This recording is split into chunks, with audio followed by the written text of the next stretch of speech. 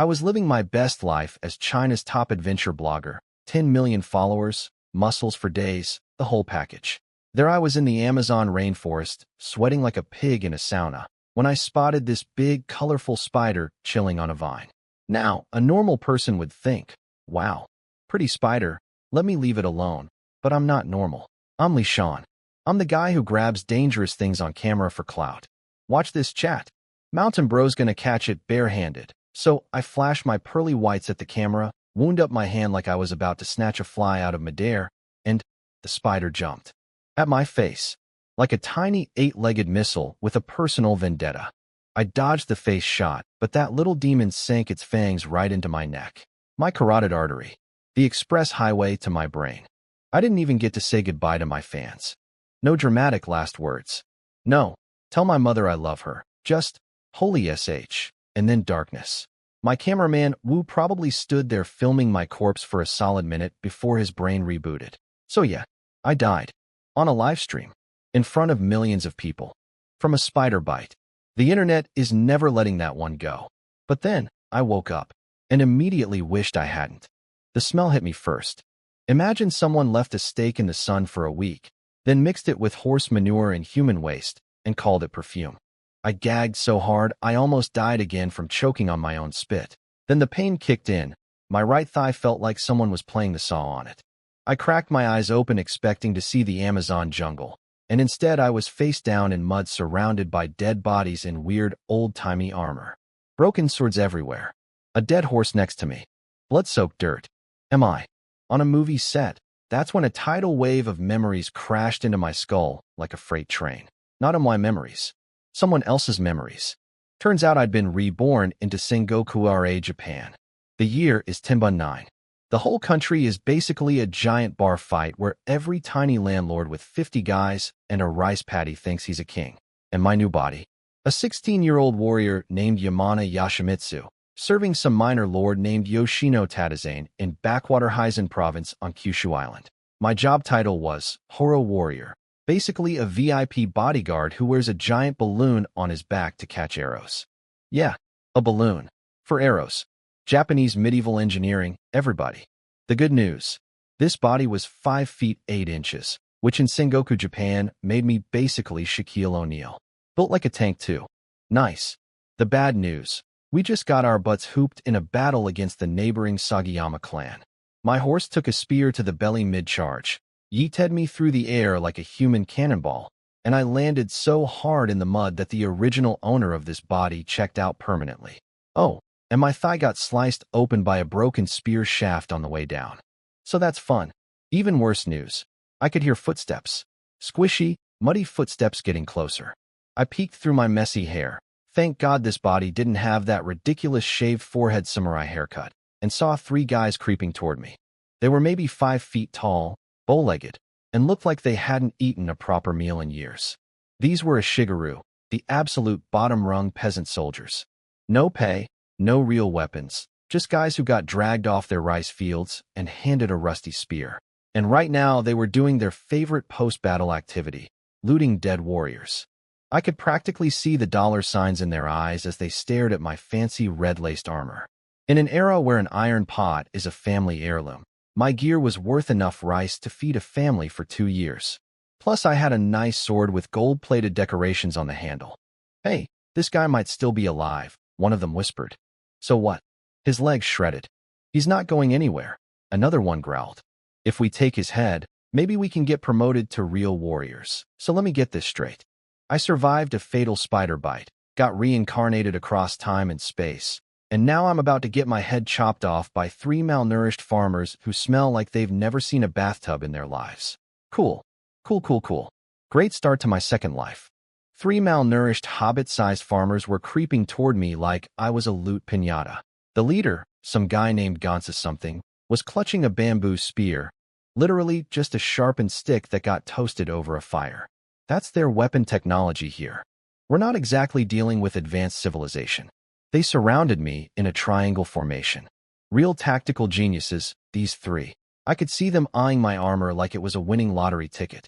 Which, to be fair, in this economy where an iron pot is basically a Lamborghini, my gear was a winning lottery ticket. I played dead. Just laid there in the mud like a very large, very injured possum. 10 steps. 5 steps. 3 steps. Then they screamed and stabbed at my neck all at once. One of them actually said, "Sorry, Mr. Samurai, try being a peasant in your next life," while trying to murder me. The audacity. But here's the thing these tiny aspiring murderers didn't know. I was a martial arts expert in my previous life. My body moved on pure instinct.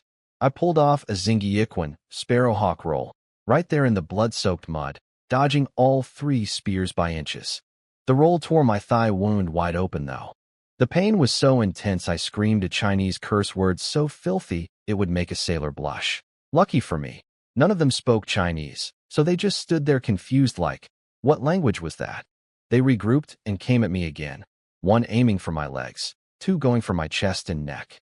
I dodged the chest shots, whipped out my katana, and here's where it gets creative. I didn't even UNSCHIATE it. I just used the whole thing like a club and smashed the gap-toothed guy right in the Adam's apple. Crack, his throat shattered like a fortune cookie. He went down grabbing his neck, making sounds like a broken accordion. Gaptooth has left the chat. Permanently. The dark-skinned guy next to him went full nanny. Yes, they actually say that here. Completely shocked that the dying warrior just speed ran his buddy's existence. I grabbed his spear mid-thrust with my bare hand, yanked him forward like I was reeling in a fish, stole his own weapon, and shoved it straight through his chest. The tip came out his back. I pulled it out, and his blood sprayed all over my face like a horror movie sprinkler system. I wiped the blood off, flashed my teeth, and said in perfect Mandarin, "You little runts want me dead? Dream on. This grandpa's life is harder than diamond." They couldn't understand a word, but the energy translated perfectly. 2 down in literally 5 seconds. The last guy, Gonzo whatever, completely lost his mind. In his eyes, I wasn't a wounded samurai anymore.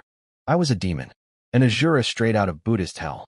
He let out a scream that didn't even sound human, dropped his spear, and bolted.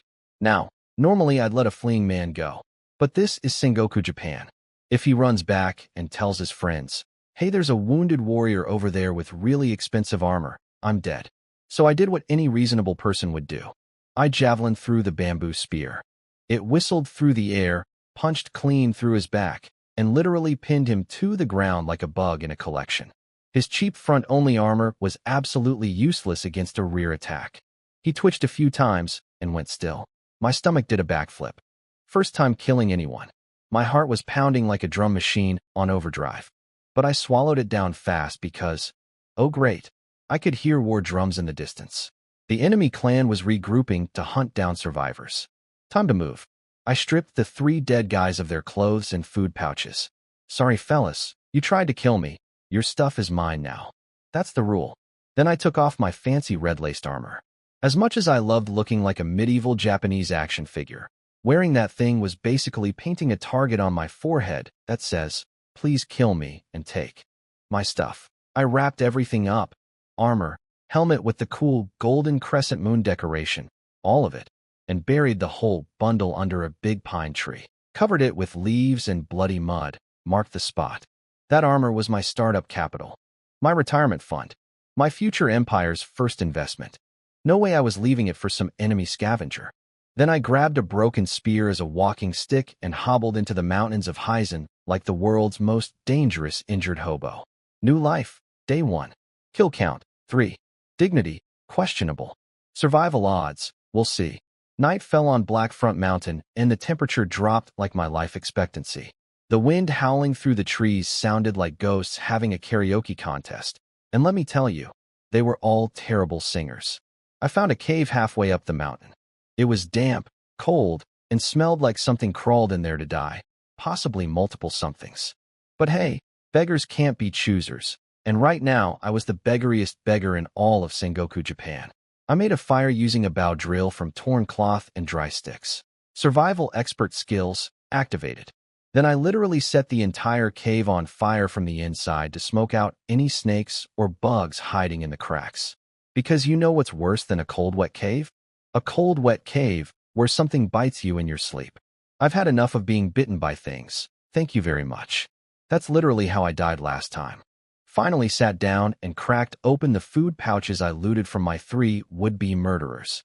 Inside were rice balls, and I used the term rice very loosely here. These were like 40% actual rice, 30% wild weeds, and 30% rice husks that scraped my throat on the way down like I was swallowing sandpaper. But I was so hungry I inhaled 2 of them without blinking. At this point, if there were bugs inside, that's just bonus protein.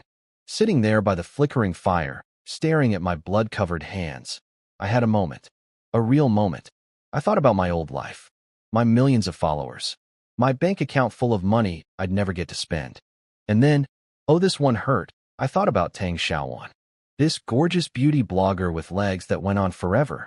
I had just convinced her to go on a date with me after my Amazon trip. She literally said yes. We had plans, hotel plans, and then I went and got myself killed by a spider. I wanted to slap myself so hard my ancestors would feel it. You absolute moron, Li Shan. You died for content. 4 clicks. Was it worth it? Was it? No. No, it was not. But moping time is over. Time to figure out where the heck I am in history. So I closed my eyes and sorted through the original owner's memories like flipping through the world's most depressing encyclopedia. The year is Tenbun 9.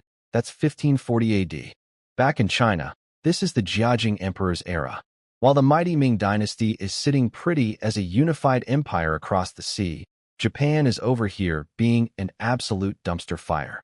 It all started because some idiot shogun named Ashikaga Yoshimasa couldn't figure out who should inherit his job, which kicked off a massive war called the Unin War that literally burned Kyoto to the ground. After that, the central government had zero authority and every local warlord went feral. The whole country runs on one principle now. Gekakujo. The lower overthrows the upper. Sons poison fathers. Servants betray masters. Villages fight villages over a few hundred bushels of rice. It's like Game of Thrones, but everyone is shorter and the castles are smaller. In Heisen province, where I am, it's the worst of the worst. No single lord controls the whole place. Future powerhouses like the Otomo and Aoki clans are still getting their act together. The Ryuzoji and Mori are lurking in the shadows. The Matsura pirates control the coastline. The entire province is sliced up like a pizza at a party where everyone brought knives. My clan, the Yoshino family, 3,000 koku of land, 500 soldiers max. We're basically a convenience store in a world of Walmarts. And we just got our butts demolished. But here's what made me grin. I know the future. I know that right now, somewhere out there, the 3 men who will reshape Japan are just kids. Oda Nobunaga, the legendary fool of Owari, who'll conquer half the country, is probably picking his nose somewhere right now. Toyotomi Hideyoshi, the monkey-faced needle salesman who becomes ruler of all Japan, hasn't even started his career yet. And Tokugawa Ieyasu, the patient old turtle whose family will rule for 300 years, that dude hasn't even been born yet. I'm here. I'm early. And I know everything that's going to happen. A smile crept across my face. This could be fun. But first, medical emergency. My thigh wound was getting red and swollen, which in a world without antibiotics meant I was about 1 bad day from dying of infection. So I did what any reasonable person would do. I bit down on a stick, grabbed a short blade, and cut my own wound open. MFFF. I squeezed out all the dark infected blood, slapped on a paste of chewed-up plantain leaves and mugwort, and wrapped the whole thing tight with a cloth strip I'd boiled in water using a crude stone pot I found. It was ugly, it was brutal, but it was sterile. Thank you, previous life as a wilderness survival expert. Those years of eating bugs on camera finally paid off for something real. Over the next 2 weeks, I lived like a wounded wolf. Drank spring water from rock cracks. Set snare traps for mountain rats, pigeons, wild chickens, and rabbits. When those failed, I ate bugs. Raw, crunchy, absolutely disgusting. 0 stars, would not recommend. The good news, this 16-year-old body healed like Wolverine. The metabolism on this thing was insane. A wound that would have killed most of those peasant soldiers was scabbing over in half a month. I even built myself a bamboo hut using survival skills from my old life. Nothing fancy, basically a glorified shed, but it had walls and a roof and it kept the rain out, which made me feel like I was living in a palace compared to that nasty cave. 2 weeks in the mountains. Alone. Eating rodents and insects. Performing surgery on myself. Living in a handmade bamboo shack. And somehow, I was thriving. Because if there's one thing Li Shan is good at, it's refusing to die. Half a month later, my leg was mostly healed. Still ached, but I could walk without looking like a zombie from a low-budget movie. The bad news. Winter was coming, and not in a cool Game of Thrones way. You will literally freeze to death in these mountains with no salt, no warm clothes, and no carbs way. Time to go downtown. I put on the dead peasant's clothes, a rough white tunic and pants that were more holes than fabric, wove myself some grass sandals, and wrapped my katana in rags so it looked like a carrying pole, slapped on a busted straw hat to hide my face. I looked like every other homeless drifter in Sengoku, Japan. Perfect disguise. Nobody looks twice at a hobo. After a day and night of hiking, I reached a little castle town called Okamoto, used to belong to the Yoshino clan. Keyword, used to. The Sagayama clan owned everything now, and the place looked like it had been through a blender. Half the buildings were charred. The streets were empty except for skinny stray dogs chewing on things I chose not to identify. The few civilians shuffling around had that classic, "Please don't kill me," expression on their faces. Then I heard it. "Move it, you filthy peasants. Make way for the Sagayama warriors." I yanked my hat down and hunched over, which was hard because this body is basically a skyscraper by Japanese standards, and melted into the crowd against a wall that smelled like old cabbage. A squad of soldiers came marching through, surrounding this mean-looking samurai built like a fire hydrant. Beady eyes like a vulture. He was waving around wanted posters and screaming about how anyone caught hiding Yoshino clan survivors would get their entire village executed. But here's the kicker. There was a bounty. 2 koku of rice and 2 kin of coins for snitching. Great. So I'm on a wanted list. In a world where people will sell their own grandmother for a bag of rice. Wonderful. I slipped away into the back alleys. In Sengoku, Japan, if you want information, you go to the sketchy underground places, the brothels, the gambling dens, the black markets. And the people who really know things? The Rampa, basically ninjas, but the Kyushu version, less cool outfits, more homeless guy who knows everything. Found one at the end of a dark alley. An old man who looked like he hadn't bathed since the Yunnan War, sitting against a post picking lice out of his clothes. Your classic, definitely a spy pretending to be a beggar, setup. I dropped 10 copper coins into his chipped bowl. Clink, clink, clink. These were Iraku Tsuho, Chinese Ming Dynasty coins, the hardest currency in Japan. In a country flooded with counterfeit garbage money, these bad boys were basically $100 bills. His sleepy old man act vanished instantly. I sharp as knives. What would you like to know, sir? The Yoshino Sagayama War. And news about the Yamana family. He glanced up at me through my hat. I could tell he was doing math in his head. Giant stranger asking about a dead clan's branch family. But money talks louder than suspicion. I tossed him 10 more coins. His smile disappeared. The Yoshino clan is finished, he whispered. Lord Yoshino Tadazane was killed in battle. His head was taken by Kuroda Jinpachi, the bear of Hizen. All 3,000 koku of Yoshino territory now belongs to the Sagayama clan. Expected. What came next? Was not. The Yamana family? Wiped out. Every last one. Lord Sagayama personally ordered it. Their estate was burned to the ground.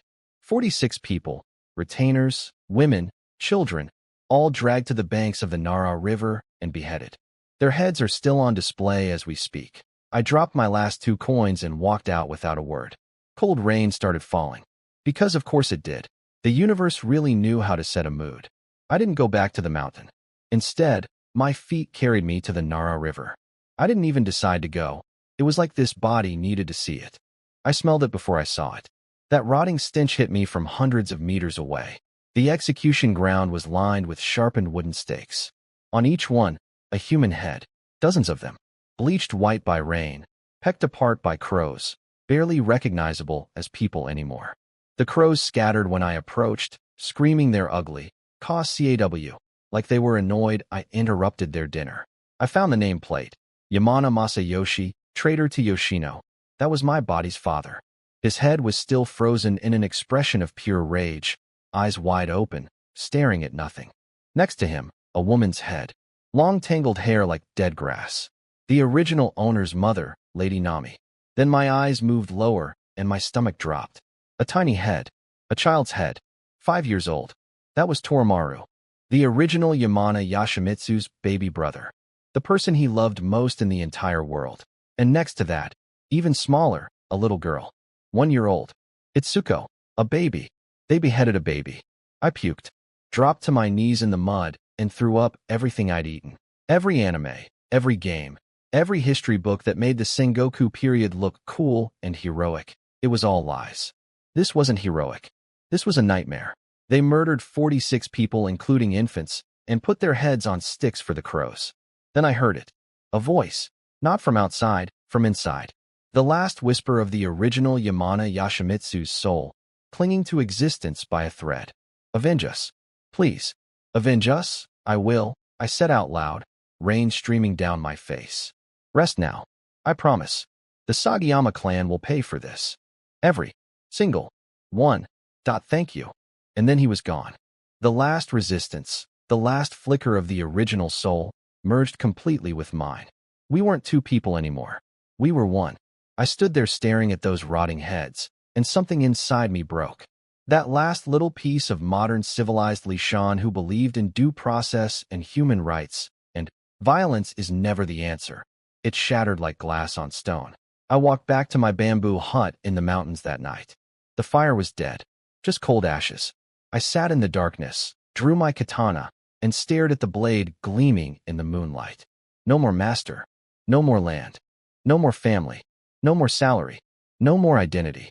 That dream of inheriting wealth, marrying a bunch of wives, and living like a fat, happy landlord? Gone. Crushed. Incinerated. I was nobody now.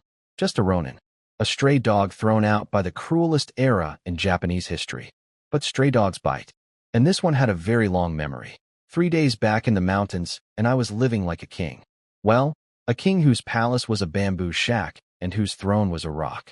But still, massive upgrade from week 1. Morning routine. Wake up, check traps, breakfast. Today's menu? A fat roasted rabbit on a stick, seasoned with actual salt that I bought in town. Do you have any idea how good salt tastes after weeks of eating plain rodent meat? It was like my taste buds threw a party. My 16-year-old body was practically singing with joy. Finally, nutrients. We've been waiting. My leg was almost fully healed too. This teenage body recovered like it had a cheat code. I could fight again. Not a full sprint, but enough to murder someone if necessary. Which, as it turns out, was about to be very necessary. I packed up half the rabbit and leaves, grabbed some bamboo tubes, and headed to the creek for water. Nice quiet morning. Birds chirping, leaves crunching. And then, yara yara, the Matsuro wind is cold tonight. The soldier's loincloth has a hole. Better to run to the mountains, grab a village girl so. White and soft, oh so nice.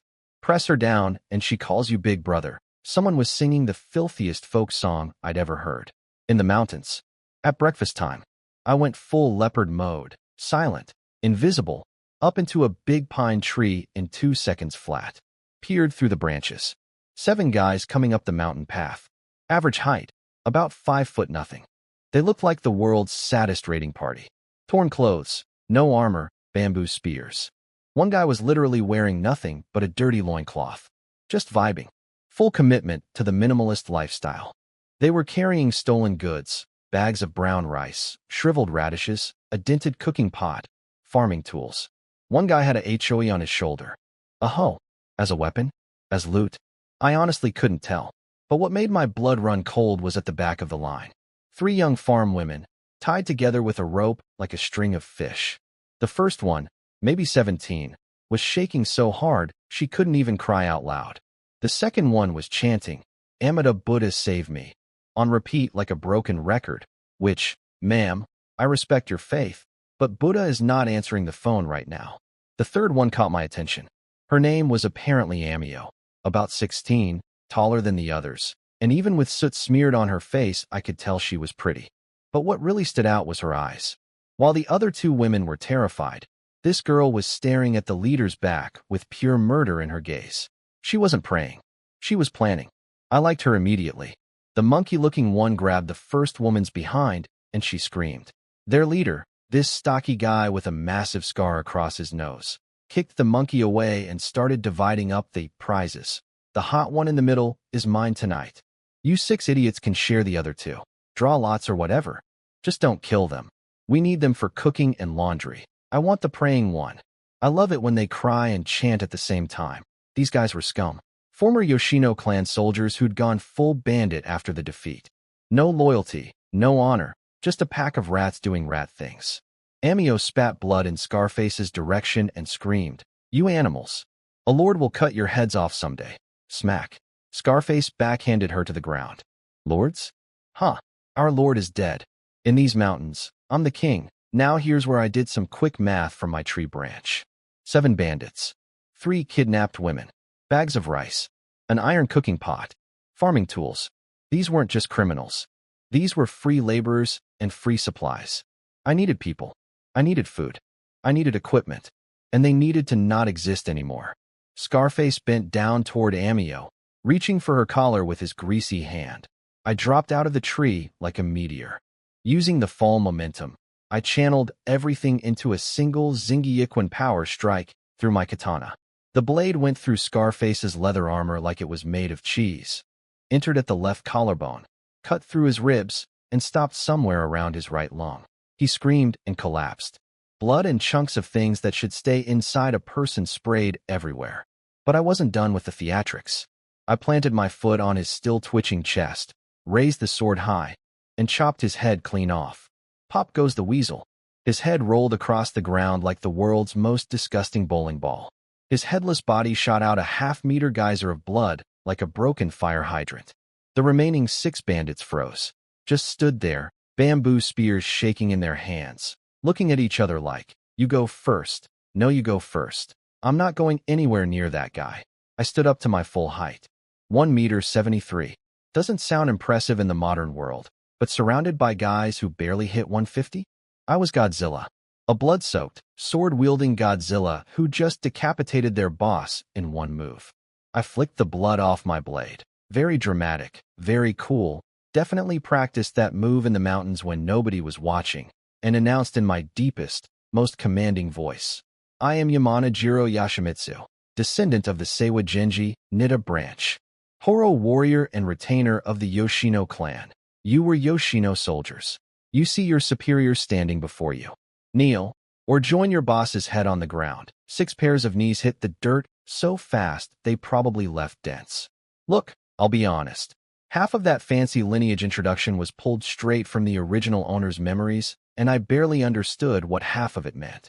But it sounded impressive. And in Sengoku Japan, sounding impressive while covered in someone else's blood was basically a job interview. "Yamana-sama? You're a warrior from the Yoshino clan's Yamana family?" The rattiest-looking one of the bunch, this beady-eyed little dude named Yutaro, was the first to connect the dots. And let me tell you, this guy went from armed bandit to world's most devoted servant in about 0.3 seconds. He launched himself face-first into the mud at my feet, but in the air, screaming, "Please spare me, my lord," like I was handing out death sentences at a drive-thru. The other 5 saw Yutaro's survival strategy and immediately copied it. Weapons dropped. Foreheads hit dirt. A chorus of "Mercy, Lord" filled the mountain air.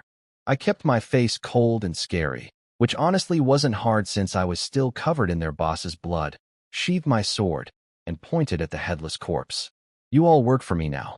Anyone who disagrees gets the same deal as him." "Yes, SIR. Absolutely, sir. Wouldn't dream of disagreeing, SIR. Now, as a modern person, I half expected these guys to plot a mutiny the second I turned my back. But I was massively underestimating how deep the class system ran in feudal Japan.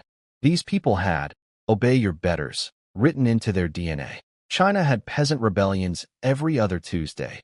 Farmers literally chased an emperor to suicide once. But Japan? In their entire history, not a single successful peasant uprising. The few revolts they did have were organized by fat monks with private armies, not actual farmers. These guys weren't going to betray me. They physically couldn't. Obedience was their default setting. Turns out their story was pathetic. After the battle, they'd been hiding in a leaky cave, starving, clueless about survival. 3 days, 9 missed meals. One of their guys had an arrow wound that got infected, and he died last night because nobody knew basic first aid. They literally couldn't keep themselves alive without adult supervision. And by adult, I mean me. Then they went and raided a village for food and women because that was their one survival strategy. Brilliant. Criminal geniuses, the lot of them. Grab the supplies. Follow me. They obeyed like puppies. On the way back, I swung by a trap I'd set the day before, a spring-loaded pit trap for wild boar. And guess what was thrashing around in the bottom? A wild boar. 200 pounds of angry, squealing pork. Amida Buddha! Yataro's jaw hit the floor. That's a mountain whale. See, in Sengoku, Japan, there are no tigers, no lions, no bears in Kyushu. Wild boar is the apex predator around here. These things are so feared and respected that calling a warrior a boar warrior is actually a compliment. It means you charge into battle like an unstoppable beast. Famous generals bragged about that nickname. And I just caught one with a hole in the ground. The 6 soldiers stared at me like I was some kind of forest god. I jumped into the pit, pulled my short blade, and stabbed the boar's neck artery with surgical precision. One and done. Stop staring. Drag it up. That night, we had a feast. Huge bonfire outside my cave. Whole boar, skinned and roasting over the flames, fat dripping and sizzling, salted with my precious stash of coarse salt. The smell was incredible. But then something weird happened. Nobody was eating. They were all just sitting there, drooling, stomachs growling loud enough to echo off the mountains, but not touching the meat. Even Akiku the farm woman had her eyes squeezed shut, speed chanting, Amida Buddha, Amida Buddha, Amida Buddha, like she was trying to set a world record. I searched the original owner's memories, and of course. Apparently, when Buddhism came to Japan from China, the Japanese went absolutely overboard with it. Some ancient emperor banned eating certain animals. Then the monks started preaching that eating 4-legged creatures would corrupt your soul and send you straight to Buddhist hell. But here's where it gets hilarious. The Japanese wanted to eat meat. They just didn't want to feel bad about it. So they came up with the most ridiculous loopholes in human history. Fish don't have legs, so fish is fine. No Buddhist problems there. Rabbits have long ears, right? Well, those are basically wings. So rabbits are actually birds. Called them divine birds, checkmate, Buddha, and wild boar. They renamed it mountain whale because whales live in the sea, and sea creatures are okay to eat. The boar is on a mountain, sure, but it's called a whale, so technically it's seafood. And eating it isn't.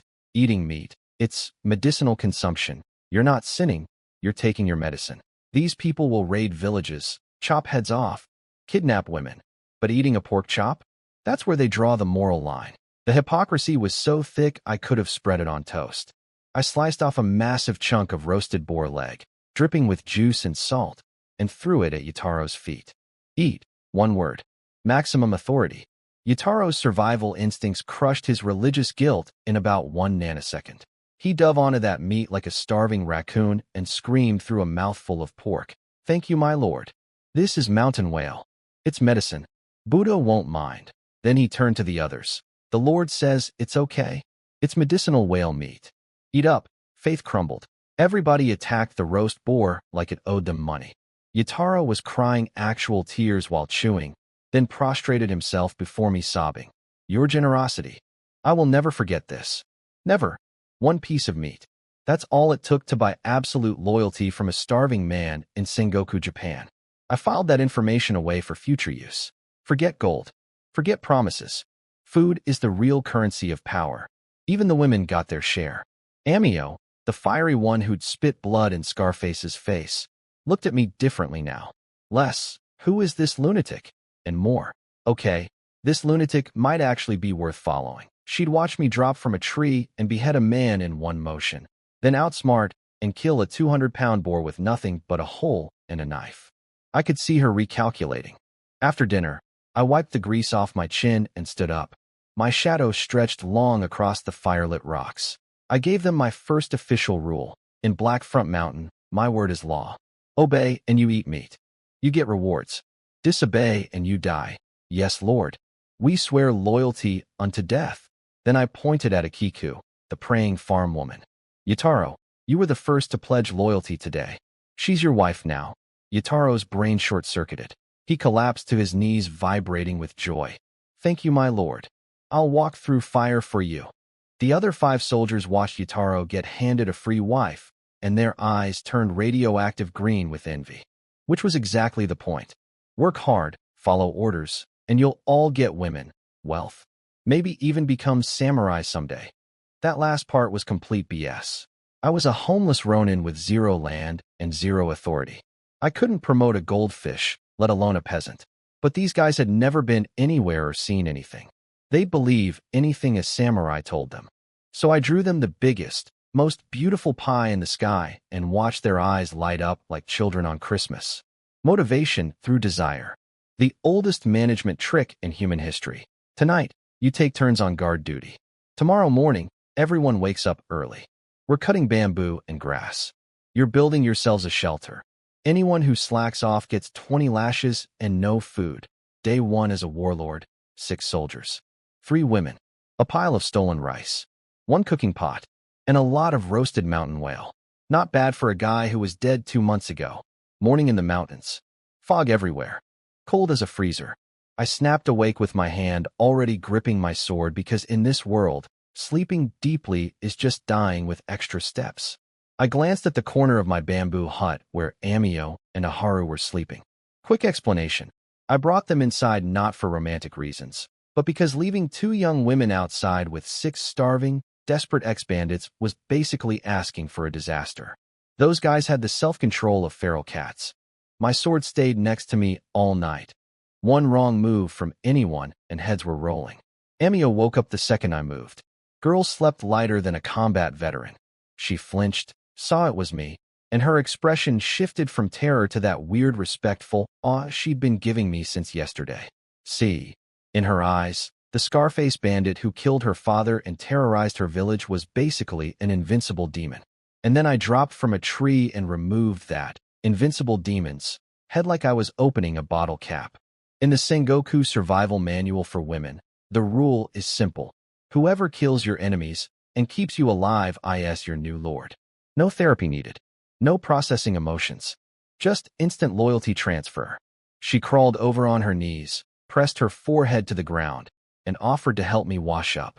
With a banana leaf full of water and a rag. Because that's the luxury spa experience we're working with here. 5 stars. Aharu woke up and tried to help, but immediately knocked over the firewood pile. I mentally put her in the giveaway as a reward later category. Sorry, Aharu, but in a survival situation, clumsiness is a liability. Now, about my sleep quality, terrible. And the reason had a name, Yataro. This scrawny little rat got his reward wife Akiku last night and proceeded to go absolutely feral. He pinned that poor woman on a hay pile outside and went at it like he was trying to set a world record. Except, and this is the funny part, years of malnutrition meant the guy had the stamina of a wet napkin.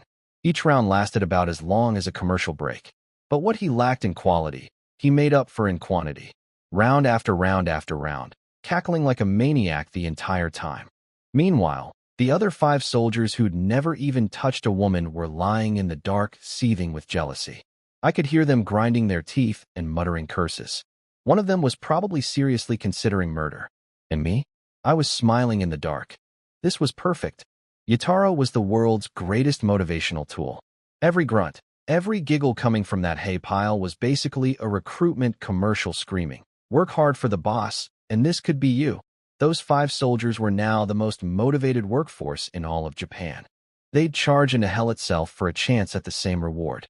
Forget money, forget honor, forget Bushido. Nothing drives men harder than watching their buddy get something they desperately want. Management 101. Create visible rewards. Let jealousy do the rest. Morning came and Yataro stumbled out looking like a zombie who'd been through a hurricane. Sunken eyes, wobbly legs, but grinning ear to ear like he'd won the lottery. The other 5 looked at him like they wanted to feed him to a wild boar. "Yataro, get over here." He scurried over like a trained dog and hit the ground. "Yes, my lord, what do you need?" "Get the women cooking. Boar meat and brown rice porridge. Everyone eats. In Sengoku Japan, nobody eats lunch. Just breakfast and dinner. So breakfast had to be big, especially if I wanted these people functional. Now, inventory. Everything you stole yesterday. Report." Now, Yataro ran to the supply pile and started rattling off numbers like a tiny medieval accountant. 2 koku of brown rice. I did the math. 1 koku is about 280 to 300 pounds in this era. So roughly 600 pounds of rice. Sounds like a lot, but with 10 mouths to feed and zero oil or fat in anyone's diet, meaning everyone eats more grain to compensate. That's maybe 3 weeks. A month if we stretch it. And winter was knocking on the door. 2 jars of pickled radish, half a basket of dried fish, 1 small bag of salt, a 3-foot roll of rough hemp cloth, 1 cooking pot, 13 wooden bowls, and the big prize, 3 kin of coins, mostly Irika copper, 3 can. That's 3,000 copper coins. Not nothing, but not exactly a fortune either. Also some needles, thread, and miscellaneous junk. I looked down at the pile of our total worldly possessions. A mound of bloody, dirty, broken garbage. This was it. This was my entire empire's treasury. A dented pot, some bowls, a roll of fabric that smelled like someone's armpit, and a bag of rice that wouldn't last the month. I'd gone from being a millionaire internet celebrity with 10 million followers to a homeless warlord whose net worth could fit on a blanket. But I'll say this, I was impressed by Yataro. The guy could count. He could do math. He could inventory. In an era where 99% of peasants couldn't count past their fingers, this scrawny little pervert was basically a Harvard MBA graduate. I looked at him with new eyes. Annoying? Yes. Loud in bed? Absolutely. But useful? Very much so. Every empire starts somewhere. Alexander the Great started with Macedonia. Genghis Khan started with a handful of nomads.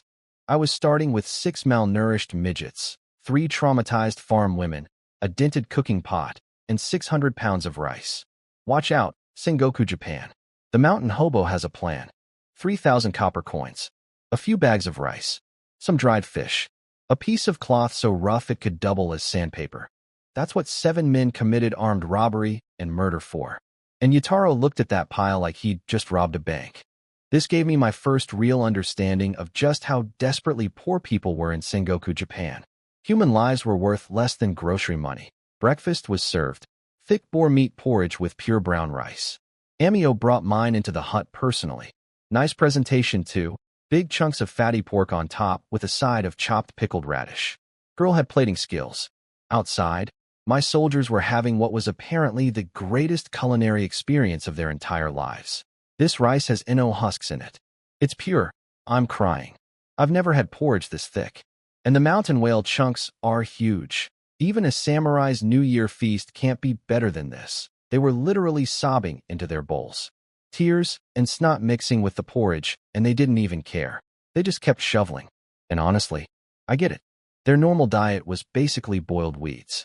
Take some millet, throw in a handful of wild grass, radish tops, acorn flour, maybe some bark if it was a bad year. That's not food. That's a punishment. During famines, people ate dirt. Actual dirt. They called it cannon clay to make it sound spiritual, but it was literally eating the ground. So yeah, a bowl of real rice with real meat? To them, this was basically heaven. I heard the grateful chorus from outside and scraped my bowl clean. These 6 hearts were now locked in. Food is loyalty. Always has been. After breakfast, I called Yutaro in for orders. You're full? Good. Time to work. I pointed at the clearing outside and laid out my construction plan. First, a longhouse for the soldiers. Because even dogs have kennels, and if my men kept sleeping on bare ground, they'd be useless by winter. Second, a kitchen building. Dedicated fire pit, proper cooking area. Third, a raised storehouse with the floor lifted off the ground. Keep our precious rice and supplies away from moisture and rats. Those sneaky little thieves were not getting my investment capital. And finally, drumroll please, a toilet. Downwind. Far away from everything else. If anyone takes a dump near my hut again, I will kick their balls so hard they'll never need to worry about reproduction. Understood? Yes, Lord. Immediately, Lord. Yataro scrambled out and the mountain filled with the sounds of chopping bamboo and hauling grass within minutes. All hands on deck. The 6 soldiers cutting wood and bamboo. The 3 women hauling thatch bundles. Even Amio was sweating through her patched-up clothes, and that girl had more pride than the other 2 combined. I stood on high ground watching them work like an ant colony, and I smiled. Not because I cared about architecture, because this was psychology. See, here's the thing about managing people in a lawless world. If you feed them and then let them sit around, they start thinking. And when desperate men think, they think about who's in charge, whether they like who's in charge, and whether they could replace who's in charge. But if you keep them busy, exhausted bodies don't plot rebellions. Shared labor builds group identity. And when every single decision, where to put the wall, how to tie the bamboo, which direction the door faces, comes from my mouth, their muscles learn obedience before their brains even register it. Pavlov had his dogs. I had my soldiers. As the crude bamboo buildings started taking shape around the mountainside, my mind drifted to bigger things. I was not going to spend the rest of my life as a forest caveman eating grilled rat. I needed money, food, and soldiers. And to get those things in this dog-eat-dog world, I needed violence. Banditry. That was the obvious first step. But not stupid banditry. Not the burn everything and run approach these idiots had been using. No, I was thinking about something much smarter. My brain pulled up a history file from my previous life, Zhang Zuolin, the legendary Old Marshal of Northeast China. Back in the early 1900s, after China lost the war with Japan, Northeast China became bandit central. Total lawless chaos. Basically the Chinese version of what I was living in right now. Zhang Zuolin started with nothing. A broke peasant. Zero money, zero connections. But instead of being a dumb bandit who robbed everyone and got hunted down, he did something genius. He set up a protection squad, went to villages, and said, "Hey, there are bandits everywhere, right? Pay me a monthly fee and I'll protect your village from all of them." The villagers thought about it. Pay a little to one guy, or lose everything to random raiders. Easy math. They paid. With that protection money, Zhang bought weapons, hired more men, got stronger, protected more villages, made more money, got even stronger. Eventually, the government couldn't beat him, so they did the next best thing. They hired him, gave him an official military title. And once he had that official stamp, he used it to legally crush every other bandit group in the region. One by one, he ate them all up, from broke peasant to the warlord of all Northeast China. That's my playbook. Heisen province was perfect for this. Dozens of tiny village lords fighting each other. The Sagayama clan taxing everyone to death. Bandits and deserters roaming everywhere. Regular folks were terrified and had nobody protecting them. Step 1. Build strength through mountain raids. Step 2. Set up a Sengoku-era protection racket. Pay me and I keep the bad guys away. Don't pay me and, well, I am the bad guys. Step 3. Grow big enough that whoever's in charge has to either destroy me or recruit me.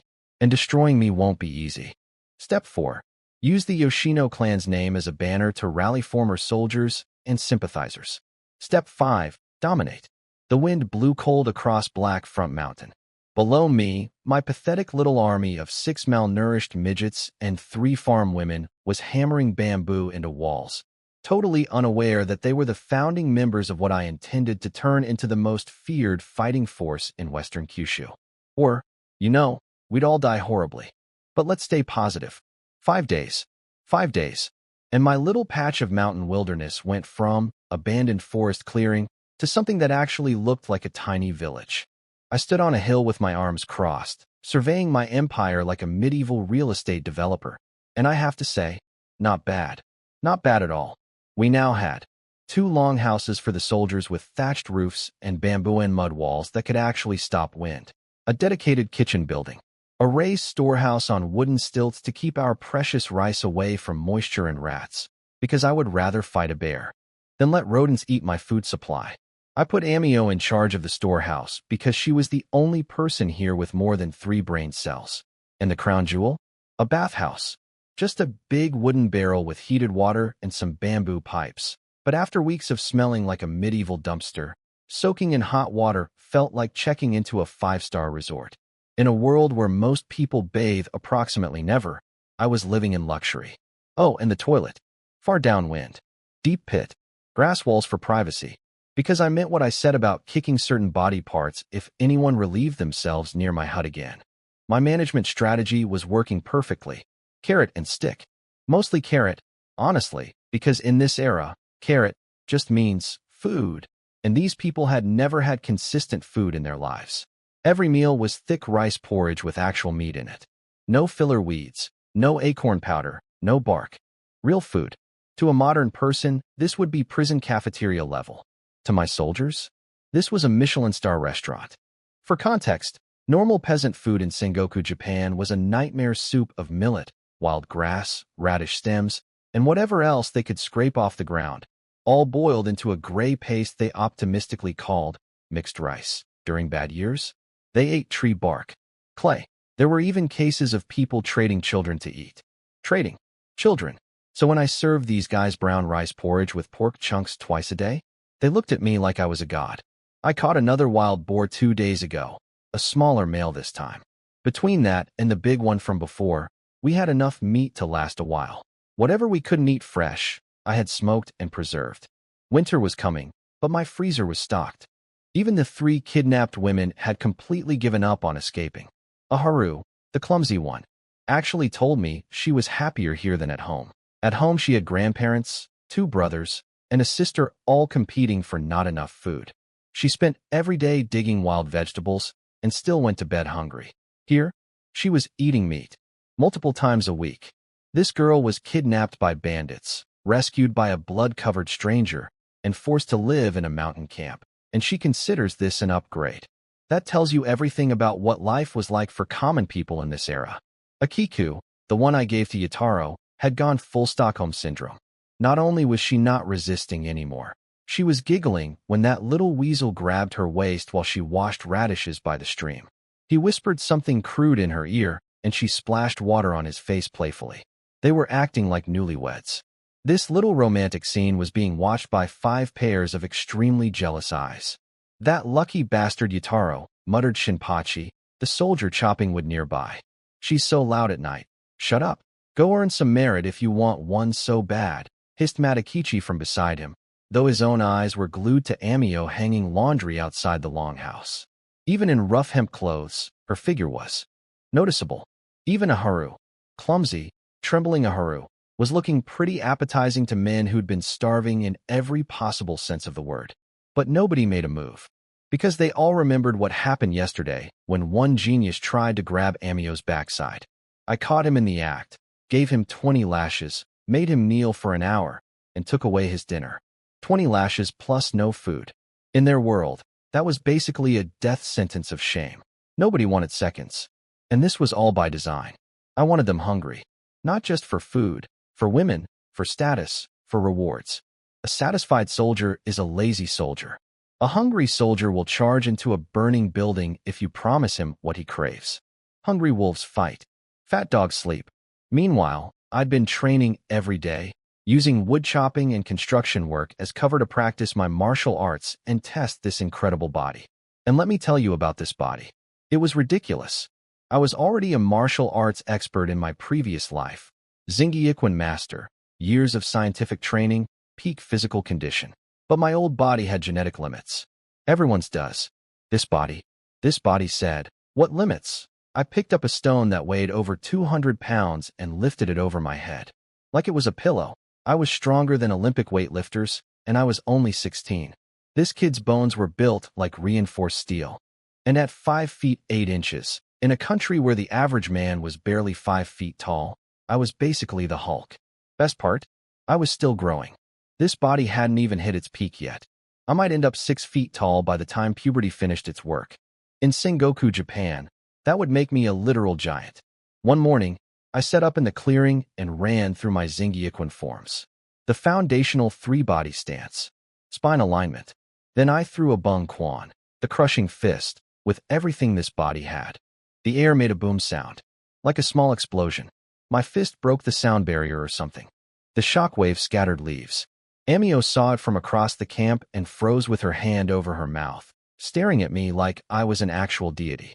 In this superstitious era, she probably thought the war god Hachiman had possessed my body. And honestly, with what this body could do, I wouldn't blame her. Give me a few more months, I thought, pulling my fist back and flexing my fingers. A few more months to fully merge my Xingyiquan skills with this superhuman frame. Add in some traditional Japanese swordsmanship and horseback combat. I wasn't going to be one-man army material like the legendary Xiang Yu charging through thousands of soldiers. But in full armor, with a sword in my hand and a horse beneath me, I was going to be an absolute monster on the battlefield. The plan was forming. The pieces were falling into place. I had soldiers. I had food. I had a base. I had a body that could bench press a horse. Now it was time to start making moves.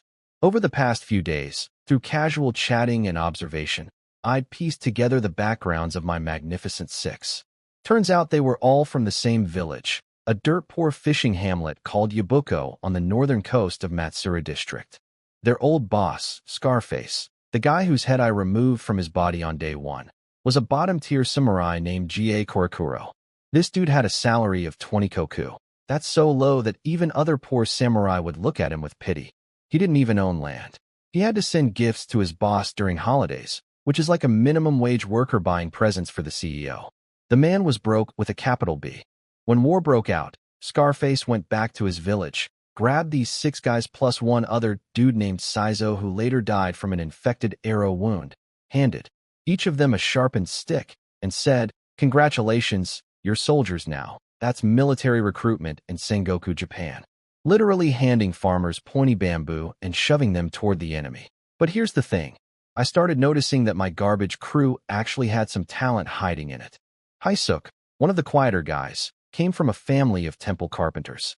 In just a few days, using nothing but a rusty axe and saw stolen from the village, this man built me a proper folding camp stool, the kind generals sit on. He also carved smooth wooden bowls and basins. The guy had hands, actual craftsmanship skills. In a world where everything was handmade, a carpenter was worth his weight in gold. Matakichi was the most agile of the group, a former mountain hunter from the village. During those miserable days when the bandits were starving in the hills before I found them, Matakichi was the only reason they survived. He made vine snares, caught rabbits and wild chickens, found edible plants and creek fish. Without him, they'd all have been corpses. And Yataro, my little weasel, was mediocre at fighting, but his brain was sharp.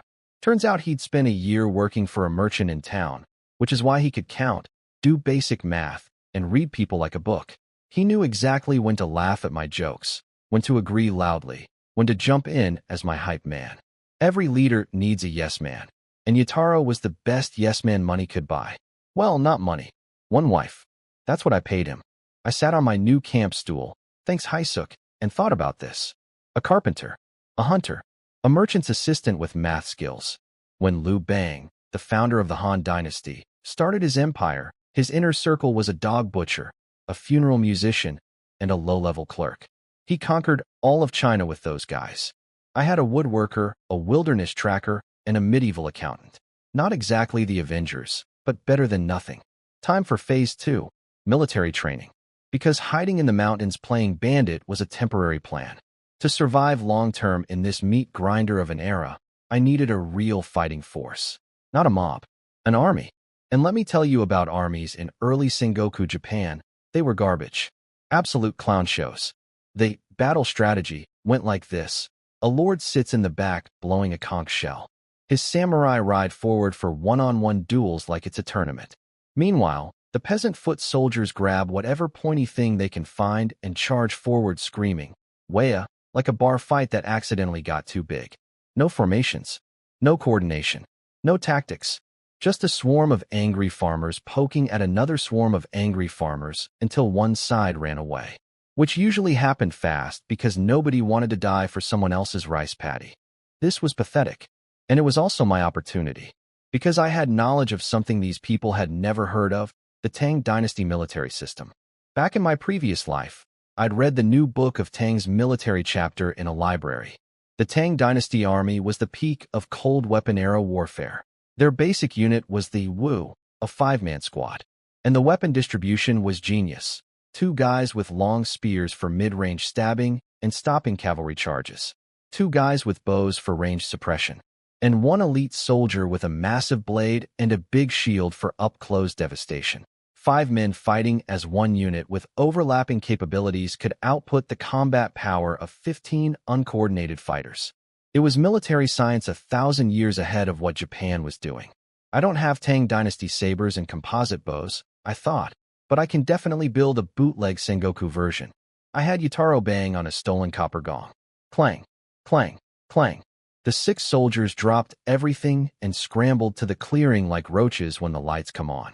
The 3 women hid behind the kitchen building, peeking around the corner with wide eyes. I stood before my troops holding a thick wooden stick, towering over them like a cell tower among garden gnomes. They were standing in a line that looked more like a zigzag drawn by a drunk person. From today, I boomed, my voice echoing off the mountains. You are no longer bandits and vagrants. You are the standing army of Yamana Yoshimitsu. You will be organized into a proper WU, a 5-man combat squad. 6 blank faces stared at me. Yataro raised a tentative hand. My lord. What's a WU? I smacked him on the head with my stick. Idiot. A WU is a 5-person combat unit. Then I laid down the assignments. I'm the squad leader and commanding general. Yataro, you're my deputy and messenger boy. The remaining 5 of you, Haisuke, Matakichi, Shinpachi, Kanbei, and Rokuro, you are officially Squad 1, weapons distribution. Haisuke and Matakichi, you 2 get the short bows we took from the village. You're my archers. Shinpachi, Kanbei, Rokuro, you 3 take the bamboo spears. You're my spearmen. As for shields, I pointed at Haisuke's recent woodwork. Haisuke, I need you to carve some handles onto thick wooden planks. Those are our field shields. When we fight, the shield guys stand in front of the archers. Everyone nodded furiously, probably understanding about 40% of what I said, but too scared to ask questions after watching Yataro get bonked. I looked at my army. 5 short, skinny, malnourished former farmers holding sticks and homemade bows, standing in the world's worst formation on a muddy mountainside. Somewhere, Sun Tzu was rolling in his grave. But the real suffering was about to begin. Because I wasn't just going to give them weapons. I was going to train them. And everything I knew about military discipline came from Chinese history, which meant these 6 guys were about to experience a level of physical and mental torment that no Japanese peasant had ever imagined. I cracked my knuckles. Training starts now. Everyone, face right. That was my first command. Simple, right? A child could do it. Turn to the right. Basic stuff. Day 1 of any military training in human history. What happened next almost made me commit seppuku out of sheer frustration. These people did not know left from right. I'm not exaggerating. In Sengoku Japan, peasants had literally never learned the concept of left and right. They knew the hand I hold the hoe with and the hand I eat rice with. That was their entire directional vocabulary. So when I yelled, face right, 6 people did 6 completely different things. Haisuke turned left and smashed his face directly into Matakichi, who was turning right. Shinpachi spun in a full circle like a confused dog, and his bamboo spear nearly impaled Rokuro. There was a chorus of OW and Baka, and then all 6 of them collapsed into a pile on the ground like the world's worst game of human bowling.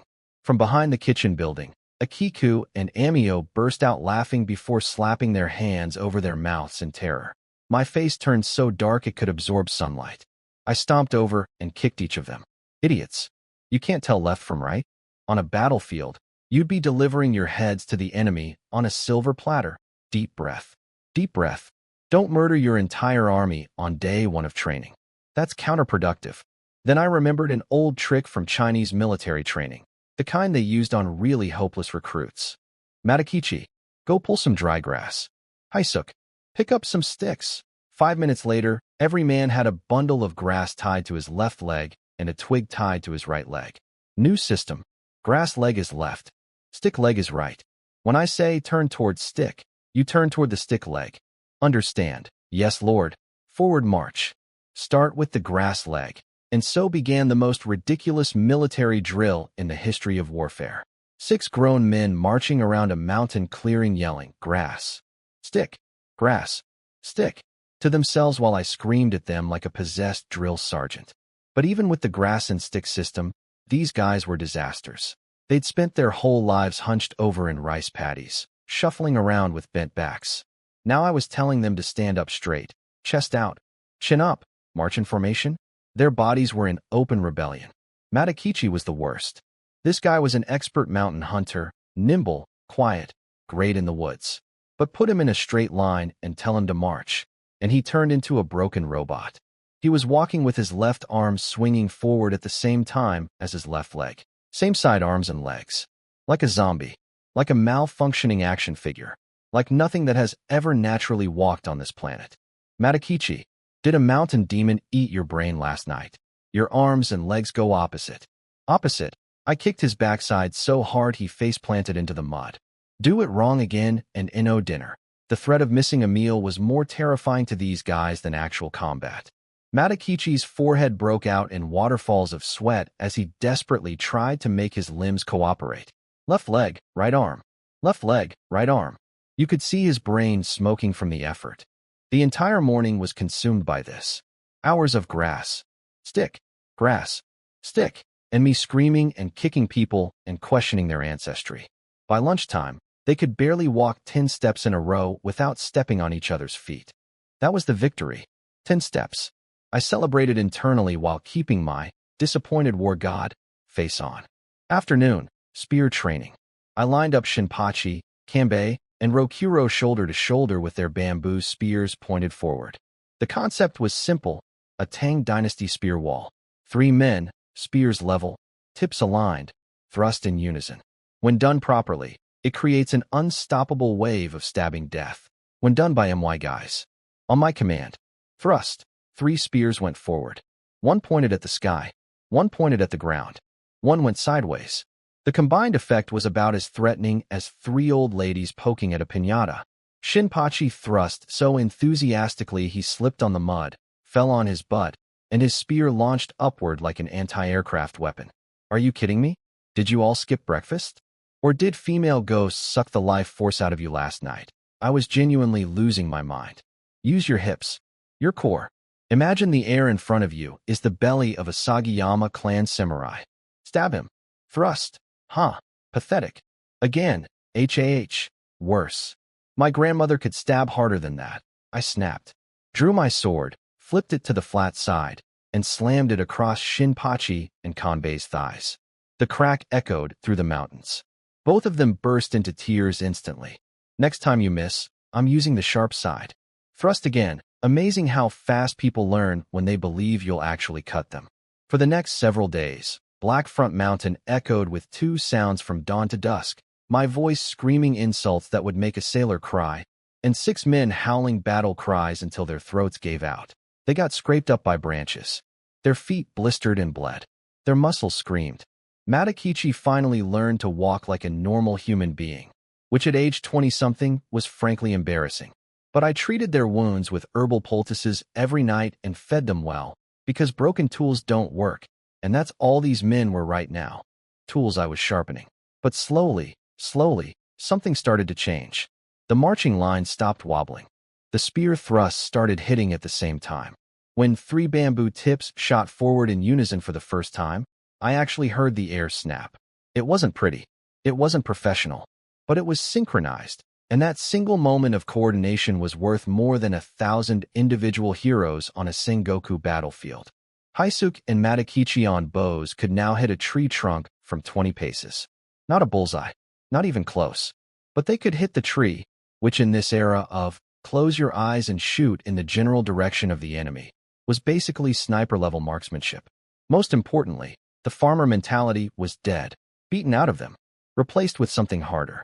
Now, all I had to do was tap my stick on the ground once, and 6 spines snapped straight, 6 pairs of hands gripped weapons, and 6 pairs of eyes locked onto me with the blind obedience of attack dogs waiting for the command word. I stood in the sunset watching my 5-man squad run through their formation drill. They were still rough, still clumsy, but there was a shape to them now, a hint of real soldiers underneath the peasant skin. The first chess piece was on the board. Time to take these trained wolves down the mountain and bite off a nice, bloody chunk of the world. Now, while I was up on my mountain screaming at 6 peasants who couldn't tell left from right, I had no idea that something very important was happening about 30 miles away. I only found out about this later, but let me paint you the picture because honestly, my enemy was fascinating in the worst possible way. The Sagayama clan's headquarters, Washimin Castle, sat on top of a mountain like an eagle's nest. Which is literally what Washimin means. These guys weren't subtle with their branding. 3 layers of defensive walls. Wooden palisades painted black. Arrow towers every 50 paces. For an 8,000 koku backwater lordship, this place was serious. About 2,000 people lived there, samurai, merchants, families, servants. It was the biggest fortress in Matsura district, and the man who owned it had just eaten my clan for breakfast. Inside the top floor of the castle keep, in a fancy meeting room that reeked of incense and candle wax, every important person in the Sagayama clan was kneeling on fresh tatami mats, foreheads pressed to the floor, barely breathing. The room was dripping with, "We're definitely richer than you," energy. Gold-painted screens with dragon art, calligraphy scrolls from famous monks, a formal Buddhist altar with crane-shaped candlesticks. Everything was arranged according to centuries-old samurai etiquette because in Japan, even the way you sit in a meeting has rules that could fill a textbook. On the left side sat the clan elder, Sagayama Shurinosuke Nobiyasu, the boss's uncle, over 50 years old with a face carved from stone. This geezer controlled 1,200 koku of the clan's best farmland, managed diplomacy and family affairs, and was basically the second most powerful person in the clan. He sat there looking half asleep, but I guarantee you every brain cell was running at full speed behind those droopy eyelids. On the right side was the finance guy, Mimura Seimanojo Munikika, a chubby middle-aged man with a goatee and eyes that were permanently calculating money. Only 700 koku in salary, but his job was controlling all the taxes, harvests, and resource distribution for the entire clan. Even the elder had to be polite to this man because in any organization, the guy who controls the money controls everything. Behind them sat dozens of samurai, military commanders, and local representatives. Every one of them scrubbed clean, hair waxed, and perfectly tied, wearing matching jackets embroidered with the Sagayama double diamond family crest. They'd left their big swords outside, only carrying short blades as status symbols. On the battlefield, these guys were stone-cold killers. In this room, they were as still as statues, breathing quietly, waiting. Then someone outside the sliding paper door shouted, "The Lord arrives." Every single forehead hit the floor simultaneously. Perfect synchronized groveling. Two pretty boy attendants, maybe 14 or 15 years old, wearing pink robes and carrying ornamental swords, glided in first.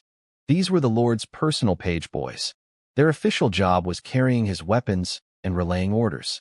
Their unofficial job, in many Sengoku households, well, let's just say Japanese warlords had some interesting hobbies that I'm not going to detail here. I'll just say that even famous guys like Takeda Shinjin and Oda Nobunaga were enthusiasts of this particular tradition.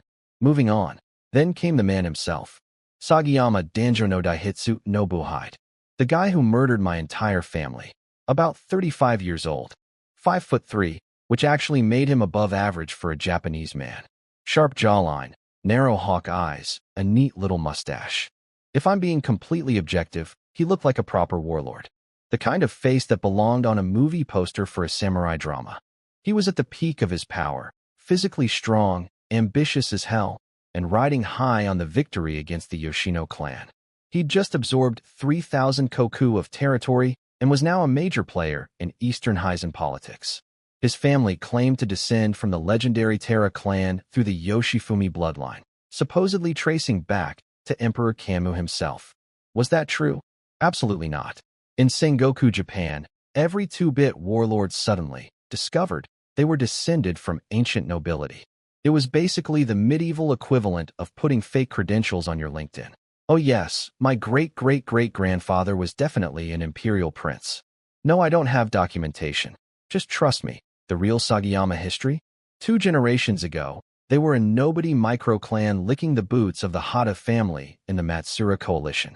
Then Nobuhide's father got lucky during the chaos of the Aoki and Otomo clans fighting over northern Kyushu and backstabbed his way to relevance. Nobuhide took that foundation and went full opportunist.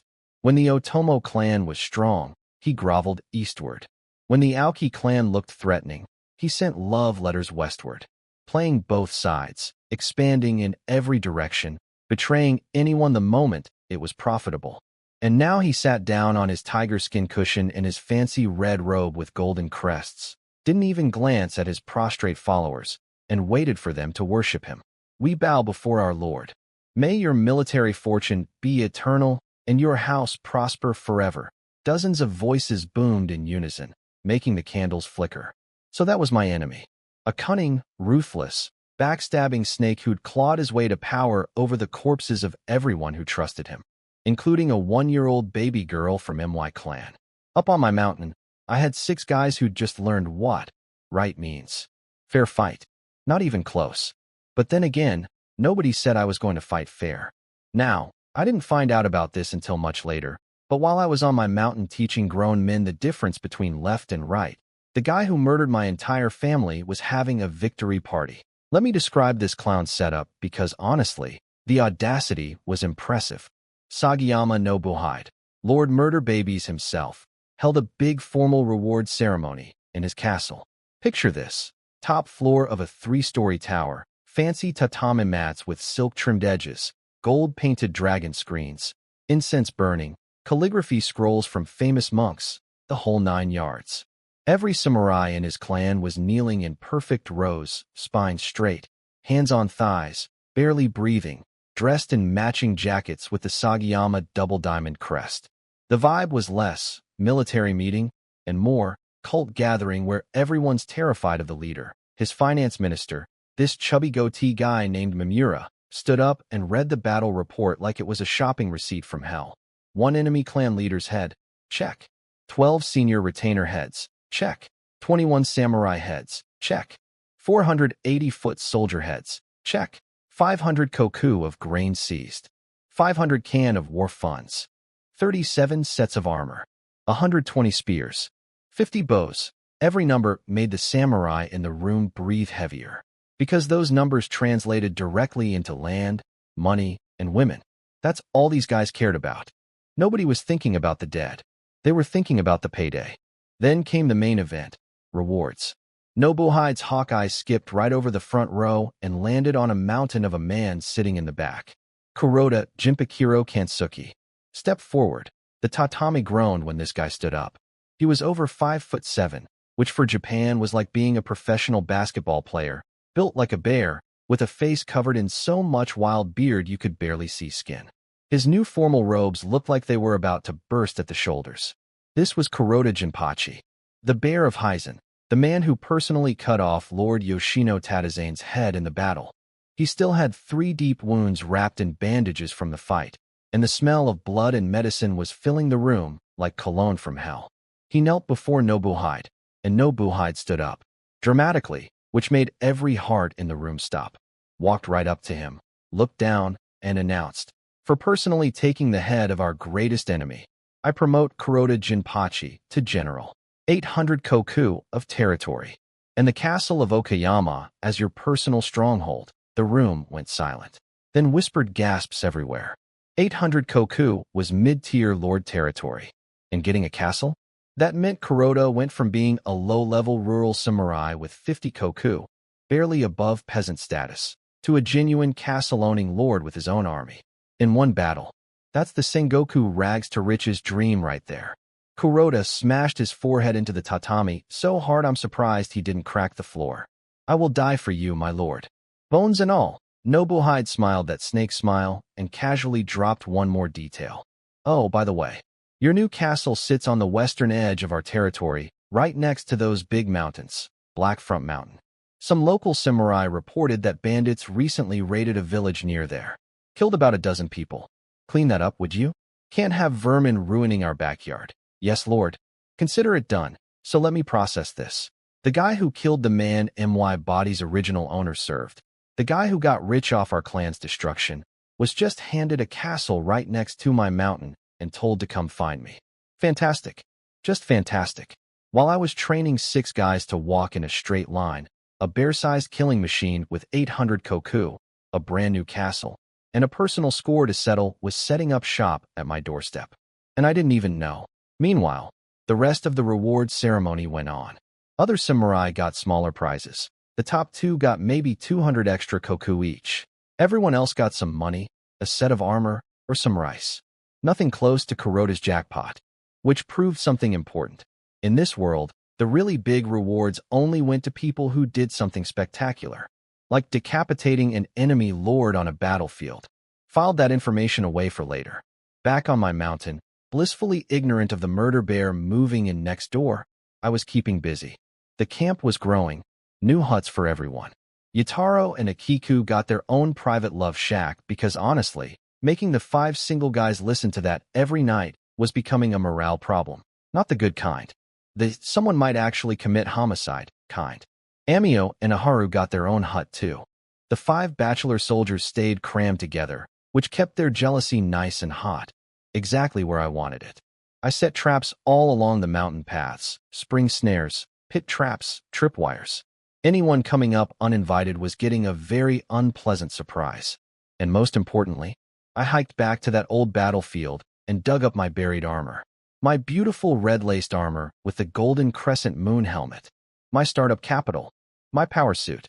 Because very soon, my little band of trained wolves was going to leave this mountain and take a big, bloody bite out of the world below. I just didn't know that the world was already sending a bear to bite me first. Food crisis hit like a truck. Amio had been managing the storehouse, and the poor girl was losing sleep over it. Our rice bags were deflating faster than my ego at a height competition in modern Japan. My everybody eats well policy was great for morale, but terrible for logistics. 2 koku of brown rice that should have lasted 2 months was basically gone. That evening, I was soaking in my wooden barrel bath, one of the few luxuries in my miserable mountain existence, when Amio came in to help me wash up. Aharu had stepped out to fetch more hot water, leaving just the 2 of us in the steamy room. Amio rolled up her sleeves, showing wrists white as fresh snow, and started wiping down my back with a cloth. Then she dropped the bomb in a tiny, anxious whisper. My lord, the rice in the storehouse won't last 5 more days. I saw her reflection in the water, those bright, worried eyes looking at me like I was the only thing standing between her and starvation. Which, technically, I was. Don't worry, I said, softening my voice for once. As long as I'm here, nobody starves. The relief on her face was instant. Total, unquestioning trust. In her world, I was the guy who fell from trees and decapitated people, who caught 200-pound boars with holes in the ground, who turned 6 useless farmers into something resembling soldiers. If I said there'd be food, there'd be food. Then I turned around and, well, look, she was 16, I was 16, in this body anyway, and she was standing there in the lamplight with water mist clinging to her skin and those trembling eyelashes, and I pulled her into the bath. She yelped. Her rough hemp clothes soaked through instantly, clinging to curves that were very much present. Her face went redder than my armor, but she didn't resist. In this world, she'd already mentally accepted this outcome the moment I saved her life. A peasant woman becoming a warrior's companion was the best possible result in Sengoku Japan. The law literally spelled it out. A farm girl becoming a samurai's concubine was considered hitting the jackpot.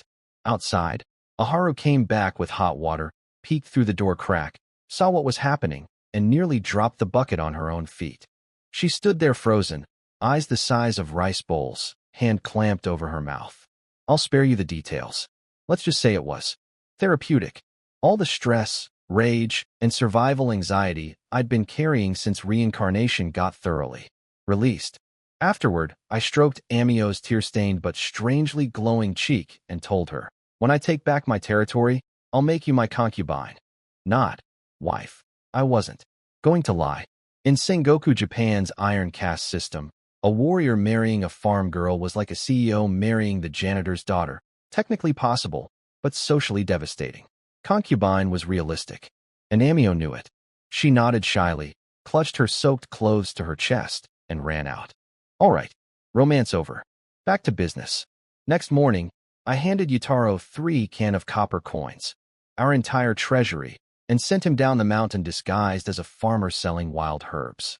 2 missions: buy salt and visit our spy contact, the old beggar ninja I called Old Black Dog. Yutaro came back at dusk with the salt and intel that made my eyes light up like a predator spotting wounded prey.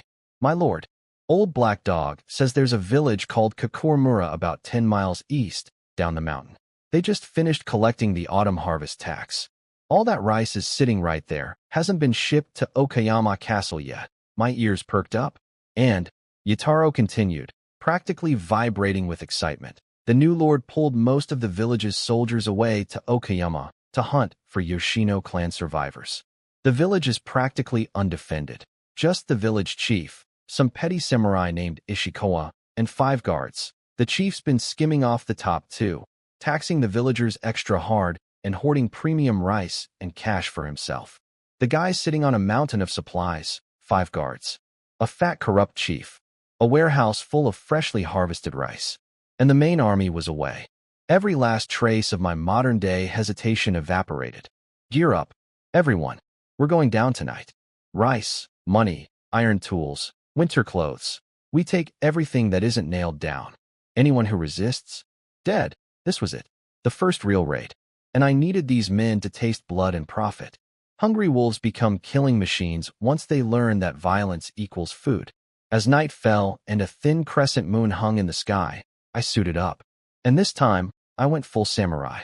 Amio's hands were trembling as she helped me put on each piece, layer by layer. First the undergarments. Then the thigh guards, armored skirt plates protecting my upper legs. Shin guards, iron and leather wrapping my calves. Arm guards, chainmail sleeves with iron plates on the backs of my hands. Then the main event, the chest armor. My family's 3-generation heirloom. A genuine Hankozen Dumaru, every single plate hand-forged from real iron and lacquered red, laced together with crimson silk cord in the classic, red thread, style. This thing was worth enough to buy an entire village. It wrapped around my torso from the back and clasped at the front, making me look like a walking fortress. Throat guard snapped on. Then the helmet, a black 16-ridge iron bowl with raised metal ridges, topped with that gorgeous golden crescent moon ornament that caught the moonlight like a blade. And finally, the face mask, a red demon face made of iron. Fangs bared, snarling, covering everything except my eyes, which glowed cold and predatory behind the slits. When I stood up, 5'8" of red and black armored nightmare, my soldiers literally couldn't look at me. They dropped to their knees involuntarily. Not out of respect, out of sheer animal terror. I looked like a demon that had crawled out of hell and put on expensive clothes. In modern terms, imagine the predator went to a Japanese antique shop and said, "Give me your scariest outfit." That was me. The mountain raid party was ready. 6 terrified but excited soldiers with bamboo spears. 1 blood-soaked demon lord in crimson armor. Target, 1 fat, corrupt village chief who thought he was safe because his boss owned a castle. He was about to have the worst night of his life. Dark night. No moon. Perfect crime weather. I did not do the traditional samurai thing where you stand in front of the enemy and scream your name and family history for 5 minutes before fighting. That's the dumbest military tradition in Japanese history. Hello? I am Yamana Yoshimitsu, descendant of the Seiwa Genji, Nida branch, 3rd son of, stab. You're dead. Congratulations, you died with excellent manners. No, I went ninja mode. Slipped through the shadows like a ghost wearing 100 pounds of iron. My Zingyuquan footwork, combined with survival stealth skills, made me basically invisible despite being the size of a refrigerator in full samurai armor. The village guard at the entrance was dozing against his bamboo spear. I came up behind him, covered his mouth, and snap, lights out. Didn't even wake up the dog sleeping next to him. Light it up! Yutaro and the boys threw pine tar torches onto haystacks and thatched roofs. Whoosh! The village lit up like a Christmas tree from hell. Women screaming. Men cursing. Total chaos. Exactly as planned. Inside the biggest house, basically a wooden mansion by village standards, the local boss woke up in a panic. This guy, Ishikawa Jinjiro, was about 50 years old, a former mid-level samurai who'd served the Yoshino clan before switching sides to the Sagayama the second things went bad. Classic turncoat.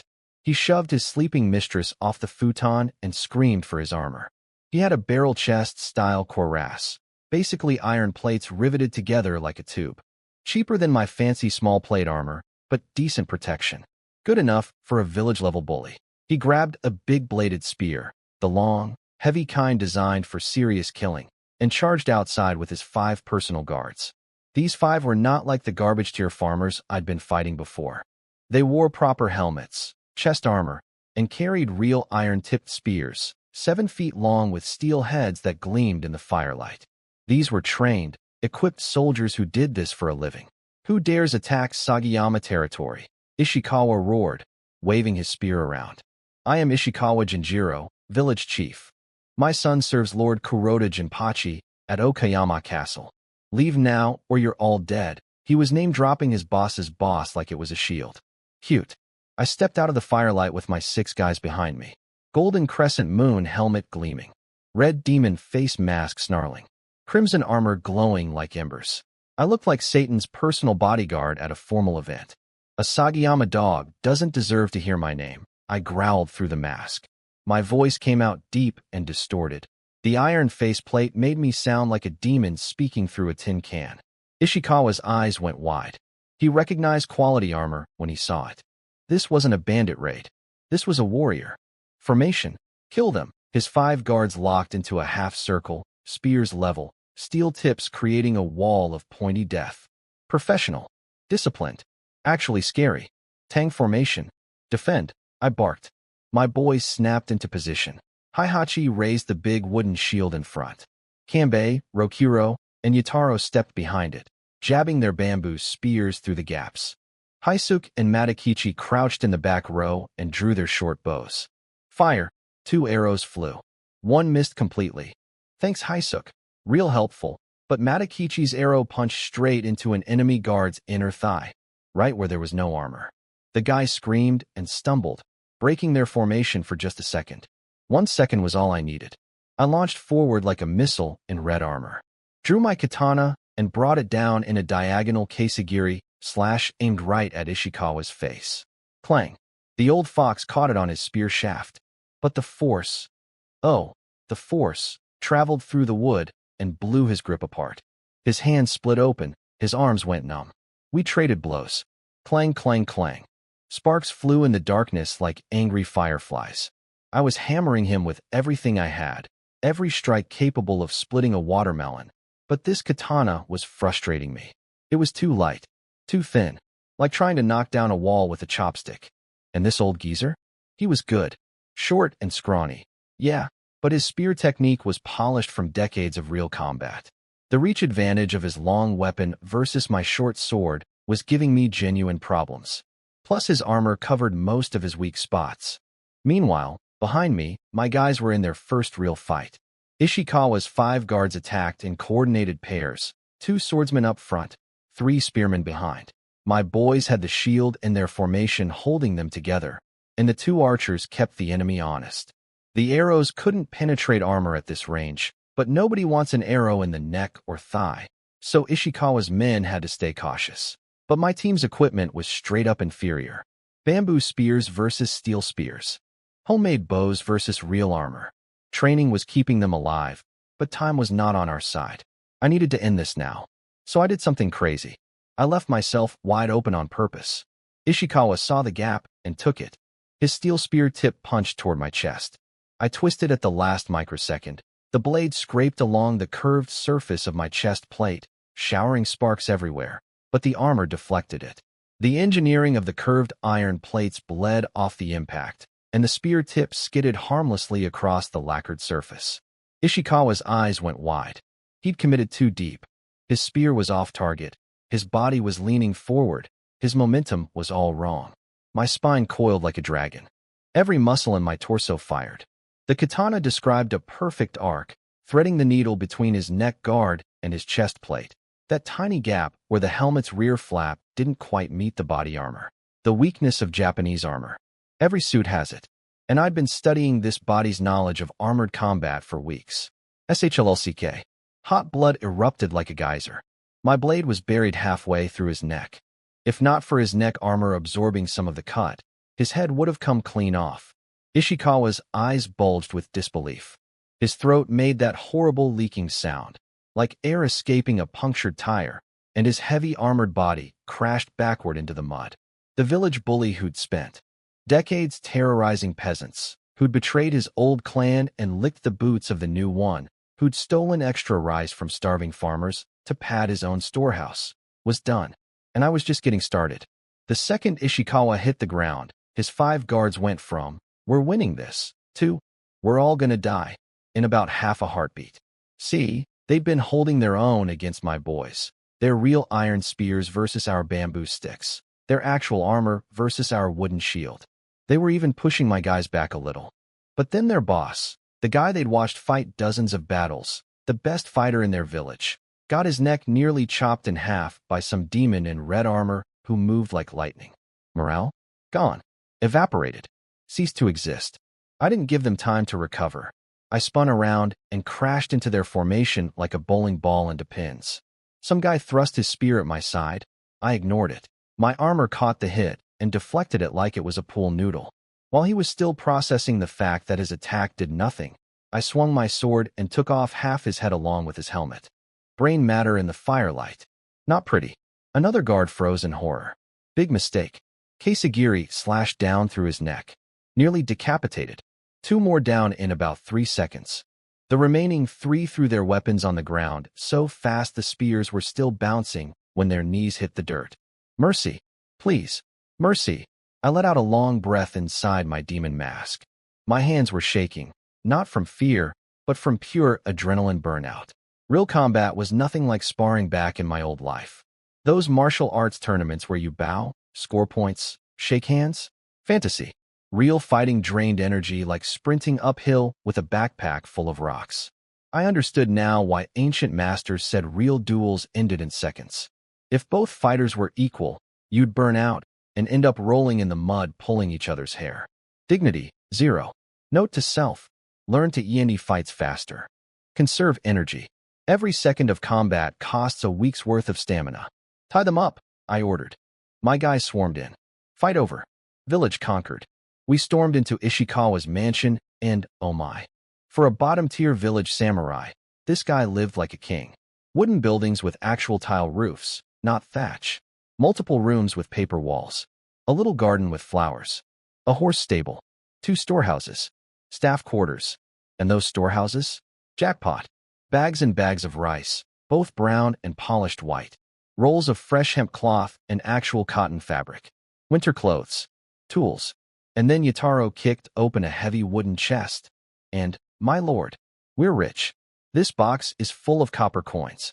And there's 7 gold pieces. Gold. Actual gold. In Sengoku Japan, gold coins were like finding diamonds in a dumpster. That corrupt old geezer had been skimming tax money from his own villagers for years. Grain first. Winter clothes second. Gold last, I snapped. Priorities. Then I walked through the back of the mansion toward the private quarters, where I heard something interesting, crying and arguing. My lady, the master is dead. Please, you must do it now. No. Say I don't want to die, but you're a warrior's daughter. You can't let the enemy capture you. The family honor. No. I won't. It's too scary. I kicked the door in. Crash. Inside. 2 girls. One was maybe 13. A tiny servant clutching a short blade, trying to convince her mistress to commit ritual suicide. The other was the mistress herself, Ishikawa's daughter, Amatsu. Beautiful. Pale skin that had never seen a rice paddy. Silk clothes. Long hair flowing everywhere. And eyes like a terrified deer staring at the headlights of an oncoming truck. Except the truck was me, 6 feet of blood-splattered crimson armor with a demon face and a sword still dripping red. Both girls screamed and huddled together like baby rabbits. The little servant had been pushing Amatsu to kill herself before being dishonored by the enemy, which was the standard samurai daughter protocol in this era. But Amatsu, bless her survival instinct, was not on board with that plan. I grabbed her chin with my armored gauntlet and forced her to look at my mask. You're Ishikawa's daughter, she whimpered. In this world, death is the cheapest gift anyone can give you. You belong to me now. Then I looked at the little servant. You're coming too. The tiny girl burst into tears and nodded so fast her head nearly fell off. I threw Amatsu over my shoulder like a sack of rice. She weighed basically nothing. Her silk kimono fluttered in the night wind as I carried her out. Behind me, little Seo stumbled along crying and whispering. I'm sorry, my lady. I'm so useless. Please be strong. Outside, I caught my soldiers getting handsy with some women they'd found, and one guy was on his knees stuffing copper coins into his shirt. He saw me and went white. And my lord, I was just. We were only. My voice dropped to absolute 0. Rule 1. All grain, money, iron, and women go into the common pool. I distribute by merit. Anyone caught stealing gets their head removed from their body. I will not say this again. Every coin hit the ground immediately. Every hand left every woman instantly. 6 spines snapped straight. I let it slide this time. They were ex-bandits. Old habits. But next time, no mercy. Now came the real work. I'd interrogated the 3 surrendered guards and gotten locations of every useful person in the village. Craftsmen, single young men, anyone who could swing a hammer or hold a spear. We went house to house, dragged them out. 2 idiots tried to resist. I killed them on the spot. After that, everyone else cooperated beautifully. Funny how that works. Then I had a brilliant, terrible idea. These craftsmen would eventually try to escape back to their families. Solution? Bring the families too. Wives, kids, elderly parents. Everyone got packed up and marched into the mountains. Can't run home if home comes with you. By the time we left the burning village, my original 7-person raiding party had turned into a full-blown caravan. Ox carts and donkey carts loaded with rice bags. Captured men carrying heavy loads. Women, old people, and children roped together in a line. 3 surrendered professional soldiers, bound and walking. Ishikawa's 2 concubines, decent-looking, kept those 2. 1 samurai's daughter slung over my shoulder. 1 tiny sobbing servant girl stumbling behind me. My soldiers were drunk on power. Haisuk, the quiet carpenter, was whipping stragglers and screaming at them to move faster. This guy who carved wooden bowls last week was now terrorizing civilians like he'd been doing it his whole life. The Japanese capacity to transform from polite to brutal the second they had authority over someone weaker was honestly terrifying to watch. But useful. Very, very useful. I walked at the front of the column, demon mask on, dried blood crusting on my armor, the smell of iron and death trailing behind me. Nobody came within 5 feet voluntarily. On my shoulder, Amatsu had stopped struggling and just hung there limply, her silk sleeves flapping in the mountain wind. The march up the mountain was brutal. Steep paths, heavy loads, slow going. I was worried Okayama Castle might send pursuit once they heard about the raid, so I kept the pace up with liberal application of the whip on anyone dragging their feet. We reached camp at dawn. My 3 stay-behind women, Amio, Aharu, and Akiku, came running out, faces cycling through excitement, worry, and shock as they watched this massive procession of loot and prisoners filing into our little mountain base. From 7 people to, I did a quick count, dozens, plus enough rice to last months. Gold coins, cotton fabric, iron tools, professional soldiers to absorb into my ranks, craftsmen to build things, young men to train as fighters. 1 night's work, 1 dead village chief, 1 raided storehouse. My mountain bandit startup just received its series of funding. We rolled back into camp at dawn looking like the world's most terrifying moving company. Ox carts full of rice, donkey carts full of loot, a long chain of prisoners, and me at the front carrying a samurai's daughter on my shoulder like a rolled-up carpet. My 3 stay-behind women, Amio, Aharu, and Akiku, were kneeling in the dirt before I even stopped walking. Congratulations, my lord. Glorious victory. The gods smile upon you. Yeah. Amio, anything happened while I was gone? Nothing, my lord. All quiet. Good. But I noticed Amio's eyes weren't on me. They were on Amatsu, the girl draped over my shoulder. Even in her current state, crying, dirty, silk clothes torn, Amatsu was gorgeous. Porcelain skin, perfect nose, swollen red eyes that somehow made her look more attractive in that classic damsel in distress way. And her clothes were real silk. The kind of fabric Amio could never afford in 10 lifetimes. I could practically hear the jealousy engine firing up behind Amio's lowered eyelashes. She wanted to ask, who is SHE, so badly. But she swallowed it. Smart girl. She knew her position. A kidnapped farm girl doesn't get to question the boss's new acquisitions. I felt a tiny pang of something. Not guilt exactly. More like awareness. Amio, you worked hard tonight. Just 5 words. But the effect was nuclear. Her heartbeat probably broke the sound barrier. She bowed so low her nose touched the ground and whispered something about gods and blessings and divine protection. But her voice was doing that wobbly thing that meant she was fighting tears. Managing a harem in Sengoku, Japan. Apparently 10% combat skills, 90% emotional intelligence. Take these 2 to my quarters. The small one too. Don't let them run. I handed off Amatsu to Amio and Aharu. Then pointed at little Seo, Amatsu's 13-year-old servant girl who was hiding in a corner looking like a scared hamster. Amio took Amatsu's arm with perfect composure, but I caught the micro-expression. She was sizing up the competition the way a cat sizes up another cat in its territory. Amatsu stared at my back as I walked away. Her swollen eyes held a cocktail of hatred, fear, and despair. Her father was dead. Her home was burning. And she now belonged to the man who did it. Welcome to Sengoku Japan, where your life can flip upside down between dinner and breakfast. Little Seo grabbed Amatsu's sleeve so hard her knuckles went white, whispering, "Please be strong. My lady, Seo is sorry. Seo is useless." These two were going to be a handful. But I had bigger problems. I spun around and started barking orders. All captured men, South Storehouse. Tied up. Haisuke and Shinpachi on guard rotation. Young women, the hut next to the kitchen. Heihachi guards, the craftsmen. I made sure every ear was listening. Are the most important prisoners. Tied tight. Hands and feet. Separate housing. If even one escapes, whoever was on guard gets a beating they'll remember for the rest of their short life. Yes, Lord. I went back inside to start removing my armor with Amio's help. Blood had dried into the silk lacing, and every joint was stiff.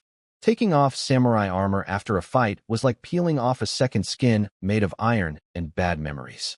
Then I heard shouting outside. No, my wife stays with me. Nobody touches her. Oh, for the love of, I walked out to find a young, stocky man wrestling with 3 of my soldiers. He was built like a compact bull.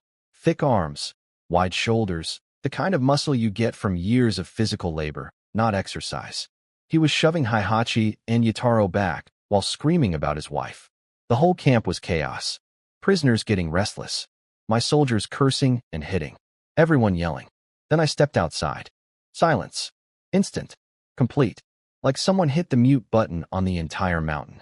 The 3 surrendered professional soldiers who'd watched me decapitate their boss. They saw my eyes and tried to physically merge with the crowd behind them. The young troublemaker, this iron bull of a guy, was still panting and wild-eyed. But the second I walked toward him, his body betrayed his brain. I didn't run, didn't shout, just walked.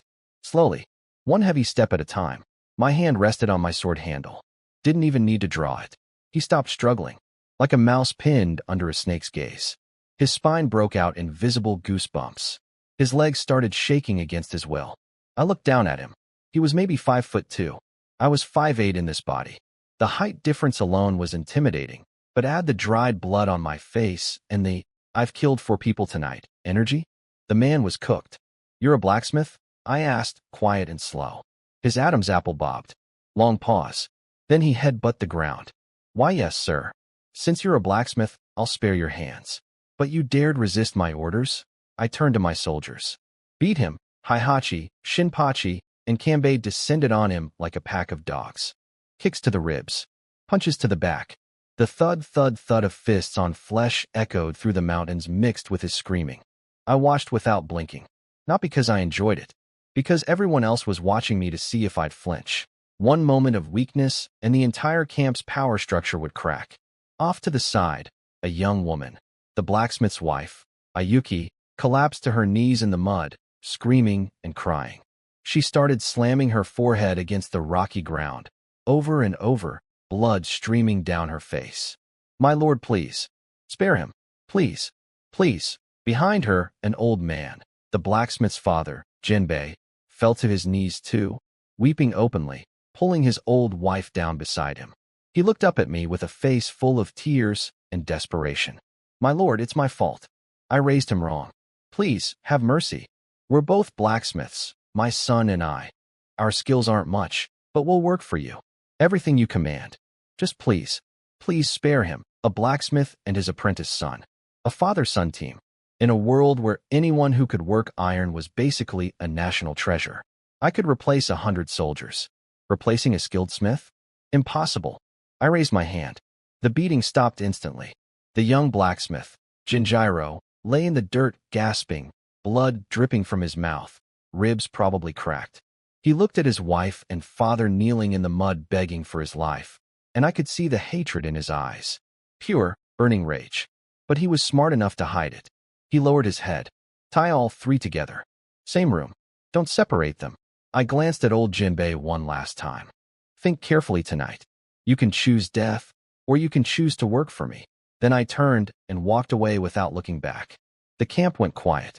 Every single prisoner had just watched what happened to the one guy who talked back. Message received. Crystal clear. In surround sound. A blacksmith was a treasure. But a treasure that knew it was valuable could become arrogant. Had to break that spirit first. Then rebuild it with loyalty. By morning, old Jinbei would convince his hot-headed son that cooperation was survival. The wife's bleeding forehead would remind Jinjiro what his defiance cost the people he loved. And the whole family, tied together in one room, would spend the night understanding that their fates were permanently linked to my goodwill. Cruel? Maybe. Effective? Absolutely. Day. I'd lost count. Kill count. Rising. Prisoner count. Rising. Rice supply. Fully restocked. Moral compass. Spinning like a helicopter blade. But hey, at least nobody was going hungry this winter. Night fell on the mountain. I set up guard rotations, 3-man shifts, covering all 3 camp entrances and the prisoner huts. Security was tight. Couldn't afford any escapes, especially not the craftsman. Yataro, despite being so tired his eyelids were staging a rebellion, still dragged himself around checking every rope on every prisoner. Then he lectured Heihachi about staying awake on guard duty with the full authority of a man whose entire career was built on being the boss's favorite pet. Heihachi rolled his eyes so hard they nearly fell out of his skull. But Yataro was the teacher's pet, so what could he do? Just grunt and take it. Then Yataro shuffled off to find a Kiku, because apparently this man's energy reserve had 2 settings, completely exhausted and unstoppable bedroom machine. There was no in-between. After my bath, with Amio helping me wash up, which turned into, well, let's say the bath took longer than strictly necessary for hygiene purposes, I sent her off to rest. She deserved it. She'd been on her feet all day and all night while I was out raiding. I caught her pausing in the corridor outside, looking up at the moon through the tree canopy. In that moment, she wasn't my servant or my woman. She was a 16-year-old girl who'd lost her father to bandits, been kidnapped, and ended up in the mountains serving a blood-soaked warlord. Her old life, poor but peaceful, was gone forever. She went to her shared hut where Aharu was already snoring like a chainsaw. That girl could sleep through an earthquake. While Amio was lying awake wrestling with complicated feelings, Aharu was dreaming happy dreams because her life philosophy was beautifully simple. I ate today. Life is good. Sometimes I envied Aharu's brain. Must be nice in there. Quiet. Peaceful. Just food thoughts. Then I went to deal with Amatsu. She heard my footsteps and started shaking before I even opened the door. The second she saw me, she shot to her feet and backed against the bamboo wall like a cornered animal. You demon. Stay away. I am a warrior's daughter. If you try anything, I'll bite off my own tongue and die. You won't have your way. Her little servant Seo, 13 years old, barely 4.5 feet tall, jumped in front of her mistress like a baby chick defending its mother, puffed up her tiny body, spread her arms wide, and squeaked, "Don't you hurt my lady." Then she made eye contact with me. Without the demon mask, she could see my actual face for the first time. Young, hard, expressionless. And she remembered watching this same face attached to the body that chopped her master nearly in half last night. Her brave speech died in her throat like a candle in a hurricane. I drew my blade. Both girls screamed and hugged each other. Seo was so scared, she blew a snot bubble. I cut Amatsu's ropes. Then I took out my short blade and tossed it on the floor in front of them. Clank. I know you're a samurai's daughter. If you truly want to die, here's your chance. A second opportunity. In this world, a defeated warrior's daughter has 2 choices. Pick one. Cold? Yes. But this was the reality check she needed. If she was the type of woman who'd actually kill herself to preserve honor, she should have done it hours ago when Seo first offered her the blade back at the mansion. She didn't. Because deep down, despite all the brave talk about tongue-biting, Amatsu wanted to live. No, I don't want to. Please, she collapsed into sobs. Survival instinct wins over pride every time. Throughout history, even so-called heroes made ugly scenes at the execution ground. Even the famous Koiheim, whose entire family was slaughtered by Takeda Shinjin, ended up bearing Shinjin's heir instead of dying for revenge. That's not weakness. That's being human. Amatsu didn't touch the blade. Her choice was made. Little Seo buried her face in her hands in the corner, shaking silently, too terrified to make a sound. What happened next? Happened. I won't pretend it was romantic or gentle or anything it wasn't. She cried. Then she stopped crying. The candle flickered in the wind. Afterward, I lay in the dark staring at the ceiling, and I felt nothing. No guilt, no shame, no moral crisis. And I knew exactly when that part of me had died. It died at the Nara River, standing in the rain, staring at 46 rotting heads on wooden stakes. A 5-year-old boy, a 1-year-old baby girl, my family, or the family of the body I now wore, butchered and displayed like decorations. That's when the last piece of modern Li Shan's moral compass shattered on the ground, and I just stepped over it. This wasn't 21st century China. There were no courts, no police, no human rights. This was Tianbun 9, a world where a human life was worth less than a bag of rice, where women were listed alongside grain and coins in the spoils of war. As the old war chronicles said, once the bow is drawn, there is no putting it down. Amatsu was a war prize. Same as the rice. Same as the gold coins. Same as the iron tools. Won by the sword, kept by the sword. I closed my eyes and slept like a rock. No nightmares. Not anymore. Morning. I woke up feeling like a king. Well, a bandit king. On a straw bed. In a bamboo shack. But still, after last night's successful raid, the energy was different. I got dressed, stepped outside into the crisp autumn air, and sat down on my camp stool to survey the empire. The new prisoners were already being put to work under my soldiers' supervision, hauling lumber, building new huts, reinforcing the camp fences. Productivity was high when the alternative was getting whipped. Then Yataro staggered, overlooking like death warmed over. This man had dark circles so deep they looked like someone punched him in both eyes. He'd pulled guard duty plus his nightly recreational activities with a kiku. The man was a dried-out husk, a squeezed lemon, a raisin that used to be a grape.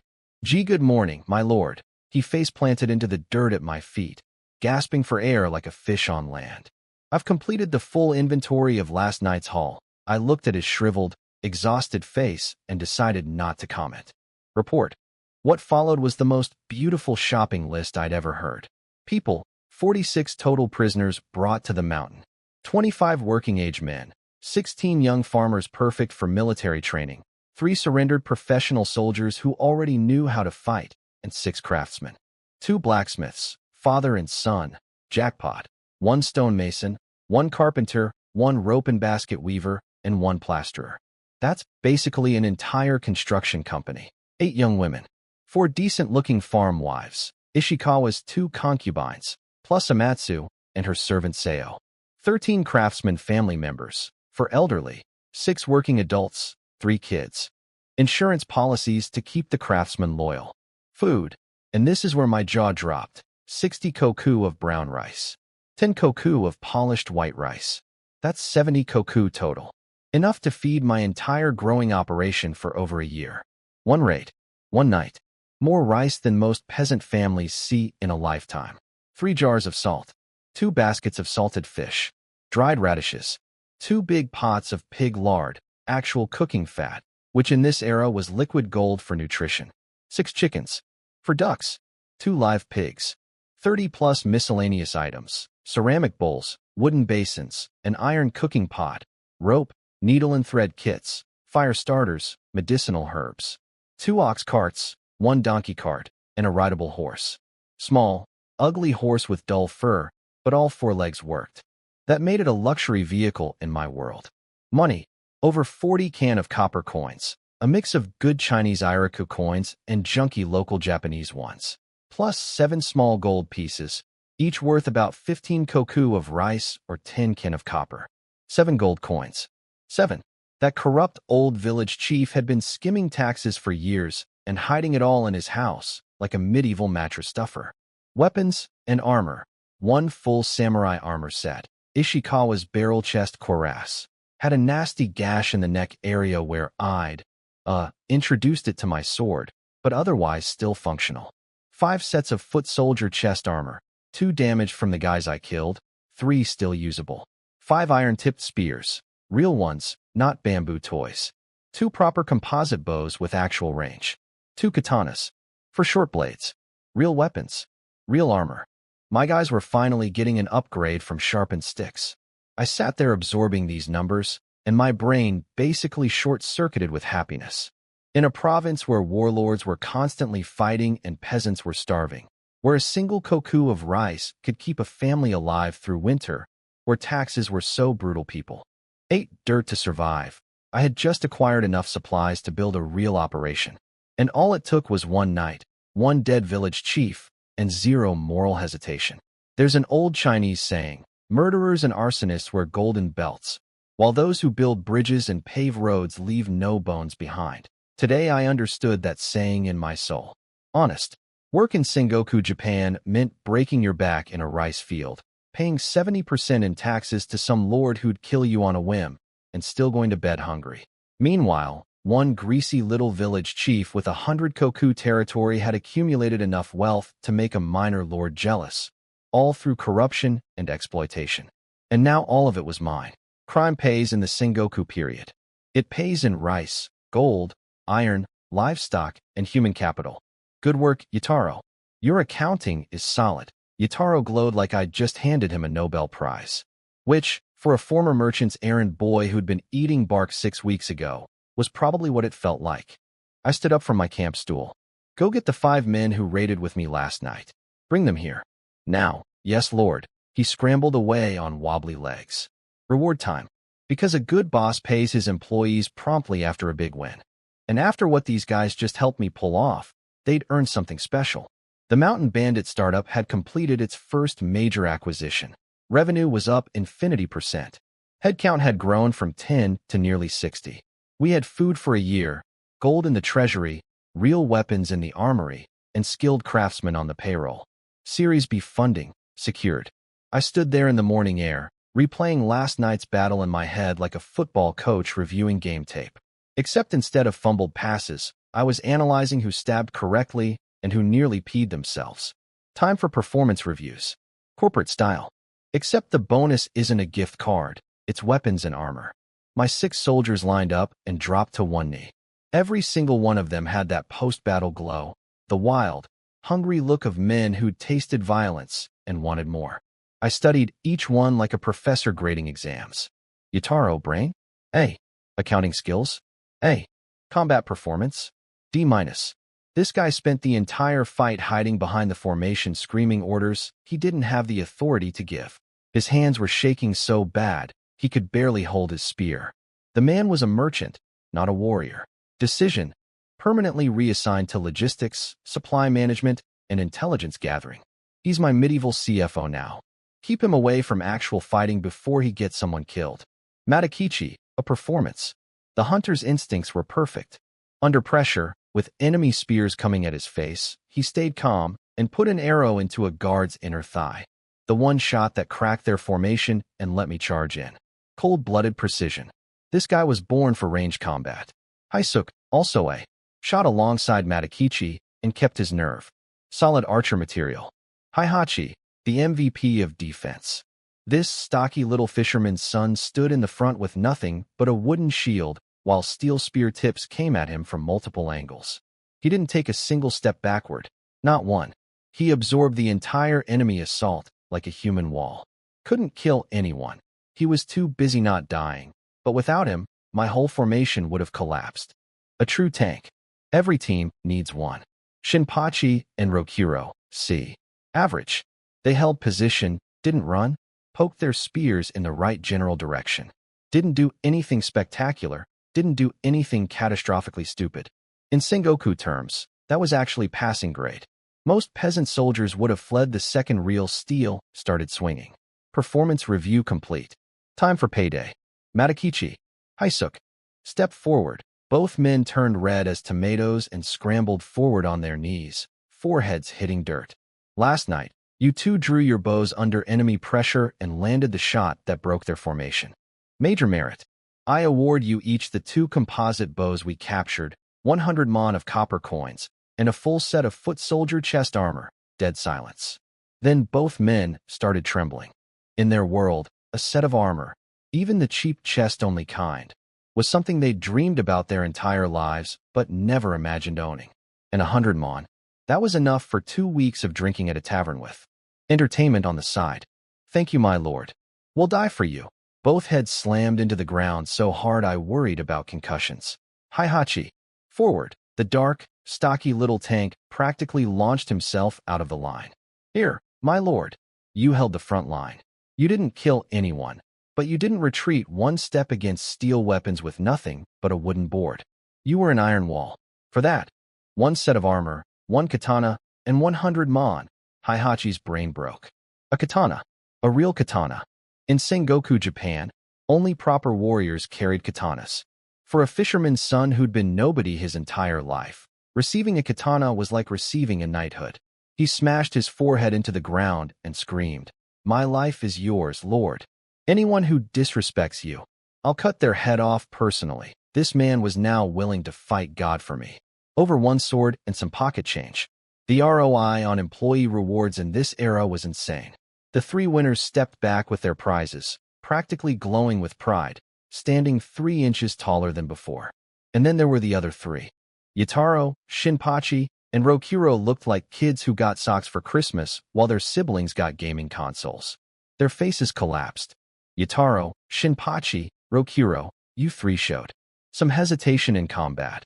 All three flinched like I'd slapped them. But you held formation. You didn't run. You didn't disgrace me. Acceptable performance, visible relief. Each of you gets 50 mon and 1 captured iron-tipped spear, no armor, no katana. But replacing their bamboo toothpicks with real iron spears was still a massive upgrade. They bowed and thanked me, but their smiles had a bitter edge. They'd watched their buddies get the good stuff while they got participation trophies. Perfect.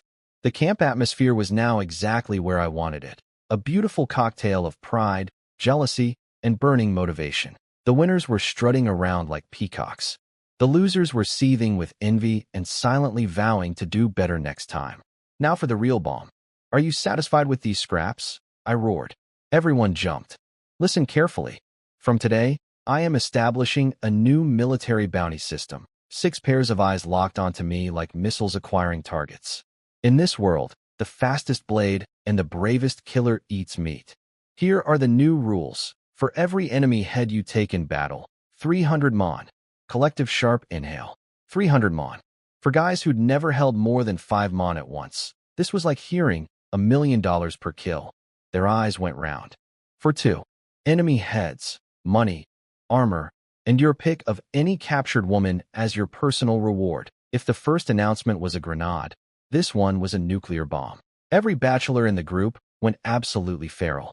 Heihachi and Shinpachi, grown men in their 20s who'd never so much as held a woman's hand, started breathing like overheating engines. Their minds immediately flashed to last night's captured women. I could practically see the fantasies forming in real time behind their glazed eyes. Drool. Actual drool was happening. From multiple soldiers. And for anyone who takes 3 or more heads, I deliberately stretched the pause. Every eye was bulging. Every breath was held. Money, women, and immediate promotion to squad leader. You will command 5 men of your own and leave the peasant class forever. Silence. Absolute. Ringing, ear-splitting silence. In Sengoku Japan, a peasant becoming even a low-ranking military officer was like a janitor becoming CEO.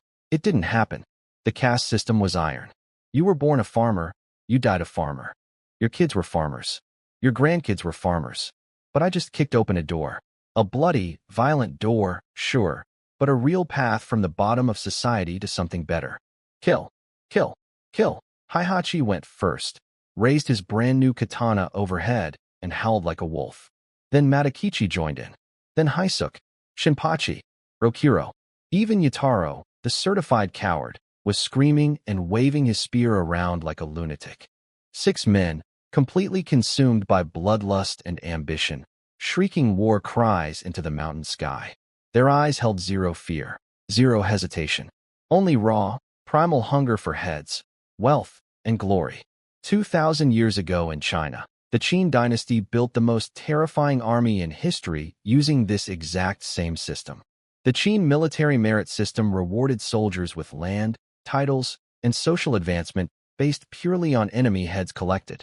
Qin soldiers went into battle with heads already hanging from their belts from previous fights. Entire armies would flee at the sight of them. That was my blueprint. That was the machine I was building. Not samurai bound by honor. Not peasants fighting because they were forced to. But hungry wolves who wanted war, because war was their ticket to everything they'd been denied since birth. I looked at my 6 screaming, weapon-waving lunatics and smiled behind my calm expression.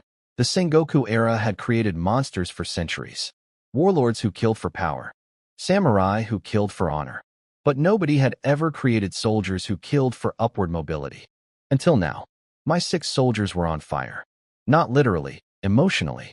After this morning's reward ceremony, they had more motivation than a caffeinated squirrel at a nut convention. Heihachi was the worst. This guy had been a nobody fisherman's son 12 hours ago. Now he had a katana on his hip and apparently thought he was a general. He was strutting around shirtless, flexing his dark muscles, whip-cracking prisoners who moved too slowly, screaming, "Faster, you moles.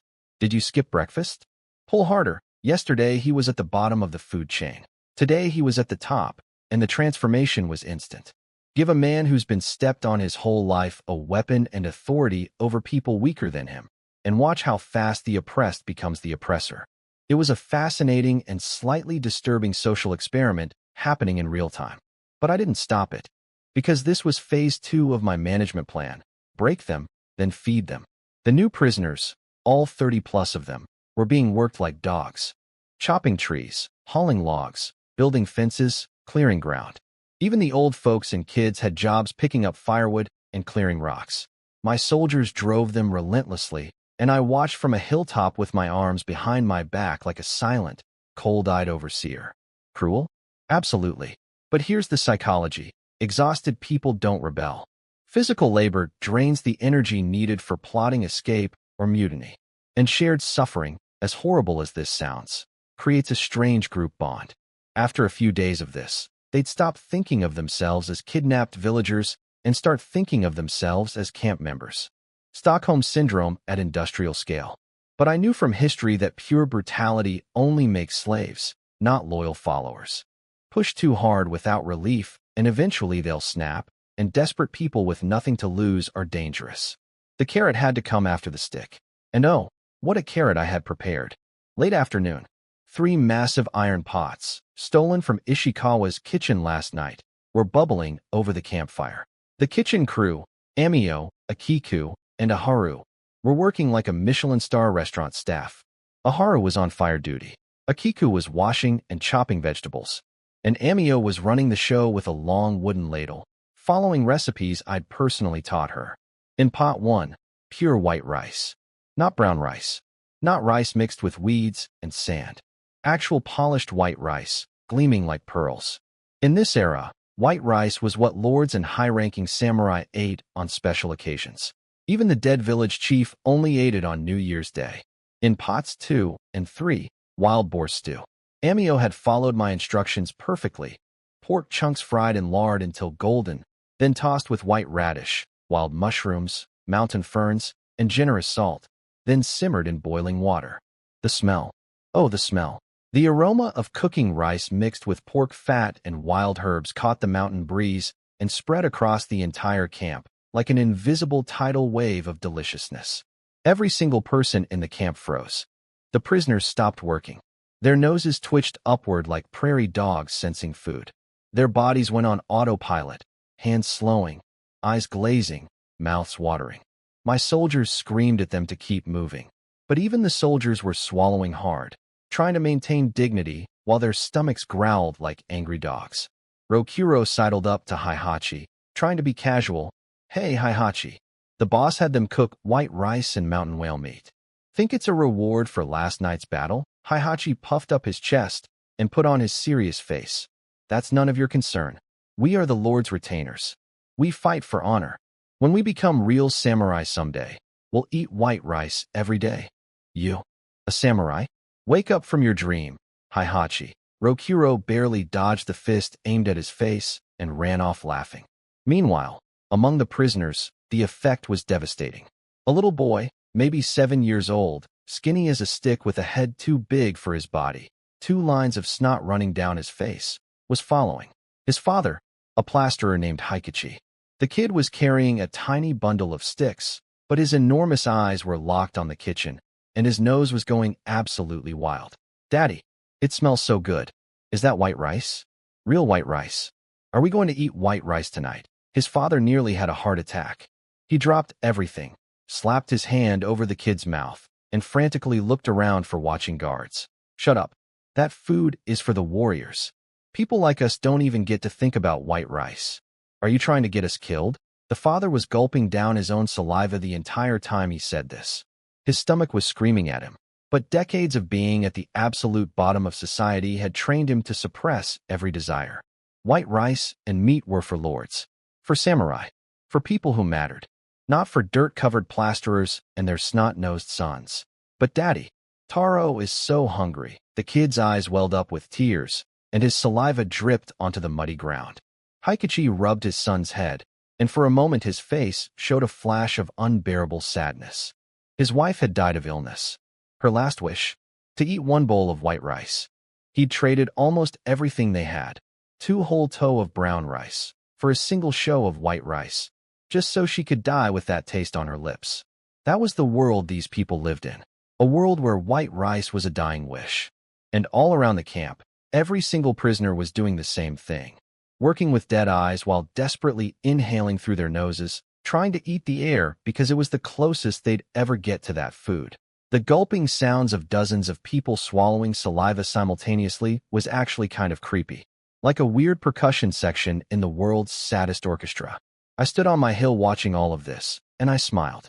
Because tonight, after they'd been beaten and worked and broken and starved all day long, I was going to feed them. Every single one. White rice, pork stew, as much as they could eat. And in that one meal, I would accomplish what 1,000 beatings never could.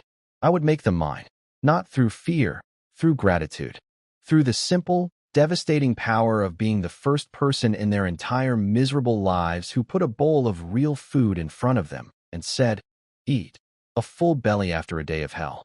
That's how you don't just capture bodies, you capture souls. The stick breaks resistance. The carrot builds loyalty. Use them together and you don't get slaves. You get believers. Time to close the deal.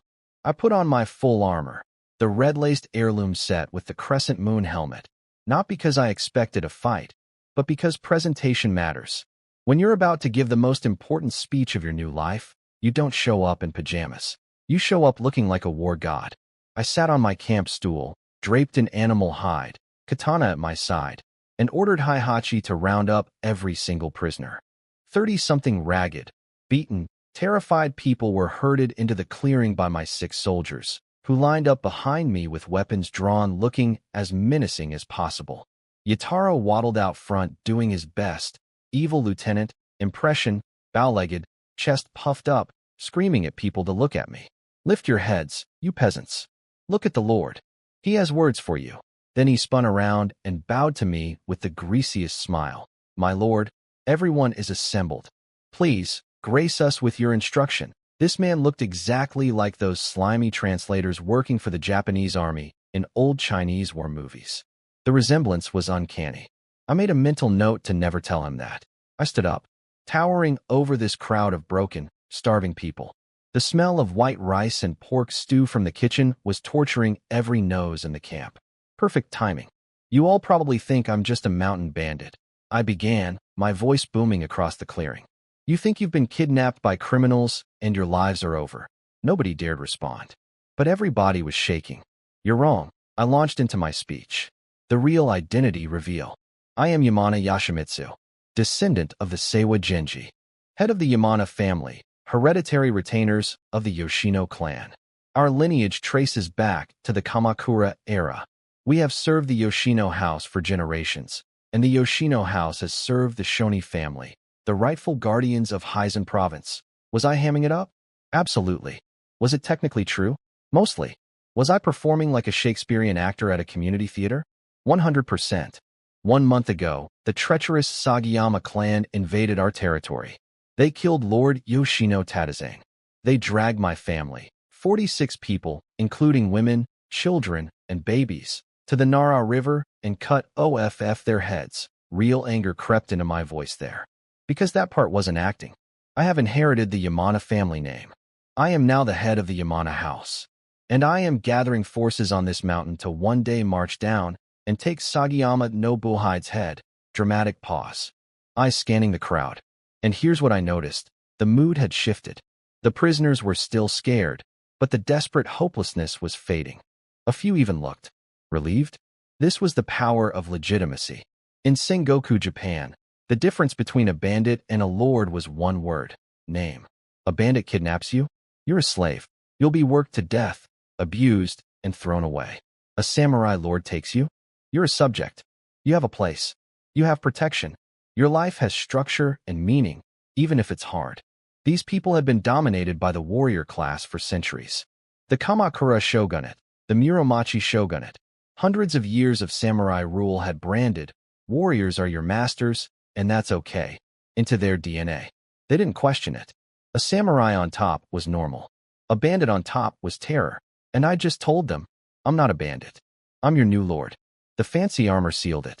The formal speech sealed it. Nobody who talks like a textbook and wears a fortune in ironwork is a common thief. The tension in the crowd dropped by half instantly. But here's the thing. I could see that my epic revenge speech about honor and bloodlines and sacred duty was going absolutely nowhere with these people. Their eyes were glazed. Not from awe. From boredom. They could not possibly care less about my family drama or the political situation in Matsura district. These were farmers. They cared about exactly two things. Will I be beaten, and will I eat? Time to switch tactics. I snapped my fingers. On cue, Yataro and the soldiers carried out the iron pots. Steam billowed. The smell of white rice and wild boar stew hit the crowd like a physical punch. Every single head in the clearing snapped toward those pots. Every pair of nostrils flared. Every stomach growled in unison like a chorus of angry animals. I pointed at the food and dropped the real speech. From this moment forward, anyone who kneels before me and swears loyalty to the Yamana family becomes my subject, not my prisoner. Not a slave, eyes widening everywhere.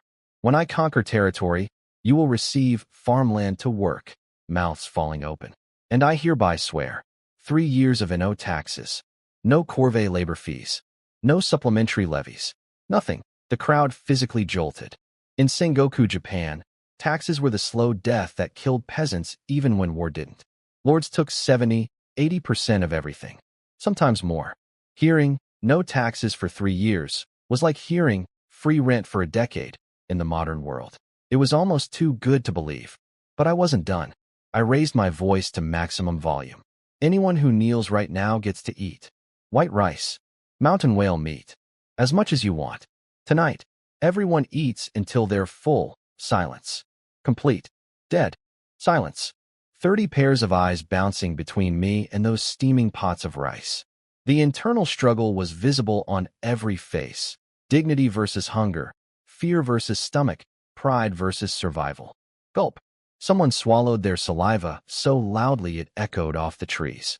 Then a small, thin man in rags dropped to his knees. Hikachi, the plasterer. The guy whose dead wife's last wish was one bowl of white rice. His forehead hit the ground, and he screamed, "My name is Hikachi, plasterer from Kakure village. I swear loyalty to Lord Yamana forever. Please, just let us eat." The dam broke. One person kneeling became 2. 2 became 5. 5 became 15. Within 60 seconds, every single prisoner was face down in the dirt, crying, screaming pledges of eternal loyalty, begging for rice. I stood there in my crimson armor, watching 30 people sell their souls for a hot meal, and I felt everything: power, sadness, triumph, disgust at the world that made this possible, but mostly satisfaction, because I'd just converted 30 prisoners into 30 loyal subjects using nothing but a speech, a fancy outfit, and 3 pots of food. No chains needed. Ever again. The carrot wins. The carrot always wins. The plasterer Hikachi cracked first. And it wasn't because of my magnificent speech about honor and bloodlines and sacred vengeance. It was because his 7-year-old son Taro was staring at those rice pots with eyes the size of dinner plates, drool running down his chin, and the man's daddy guilt finally outweighed his survival instincts. He grabbed his kid's hand, threw himself on the ground, and screamed, "I'm Hikachi, plasterer. I swear loyalty forever. Please just let us eat." And just like that, game over for everyone's resistance. One knee dropped, then another. Then it was a landslide. Within 60 seconds, all 36 prisoners, men, women, old people, Kids, even the 3 professional soldiers we'd captured, were face down in the mud making pledges of eternal devotion. Some were crying. Some were just screaming whatever they thought I wanted to hear. One guy literally yelled, "I'll die for you," before he'd even finished kneeling. Nobody, and I mean nobody, was going to let their pride get between them and a bowl of white rice. Smart heroes die hungry. Smart cowards eat dinner. These people chose dinner. And honestly, I respected it. Hikachi wasn't fooled by my samurai speech. He didn't suddenly believe in my cause. He looked at his hungry son, looked at the steaming rice, did the math, and made a business decision. That's not cowardice. That's small people survival wisdom, the kind that keeps families alive when empires crumble. Yutaro. Since his time, my little weasel waddled out with rough yellow paper and a brush dipped in ink and started registering every single person. Name, hometown, age, skills, family size, a full medieval database.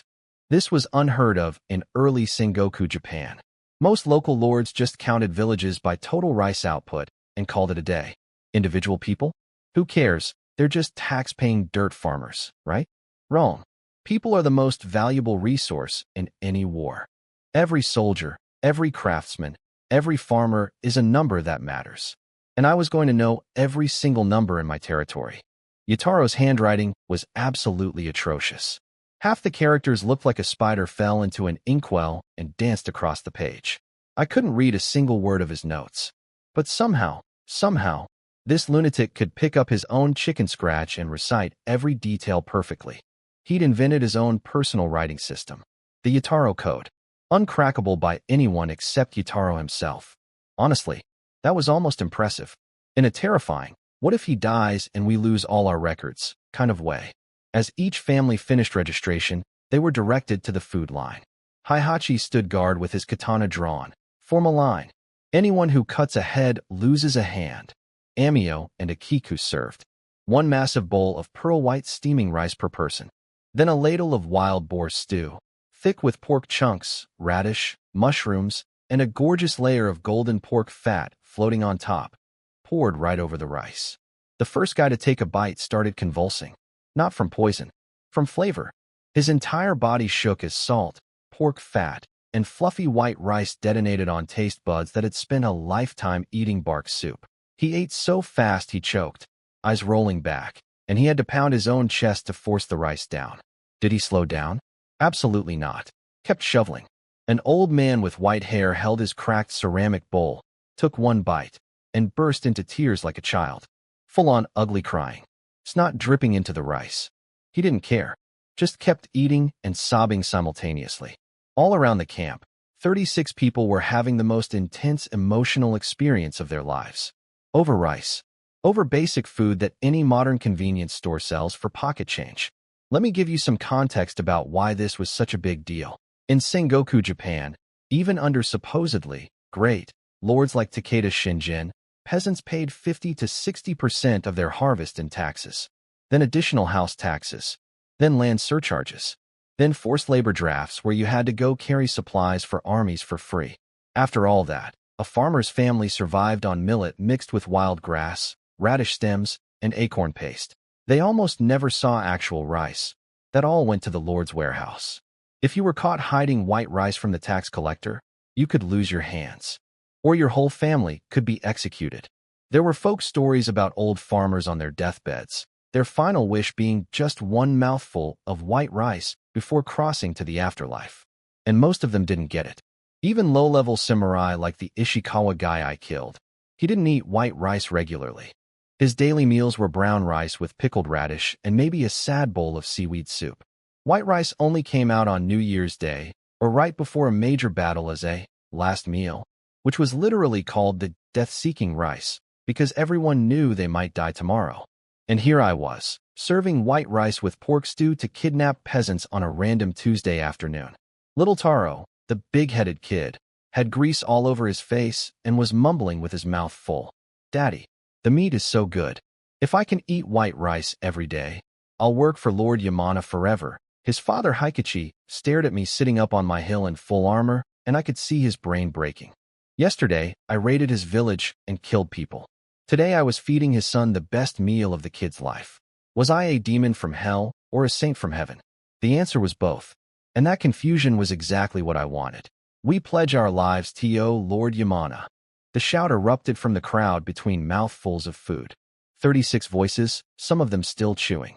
I stood there watching people cry over rice and trade their freedom for dinner, and I let out a quiet sigh. This was the cruel math of the feudal world. In the modern era, this meal was a $10 lunchbox. Here, it was worth more than their lives.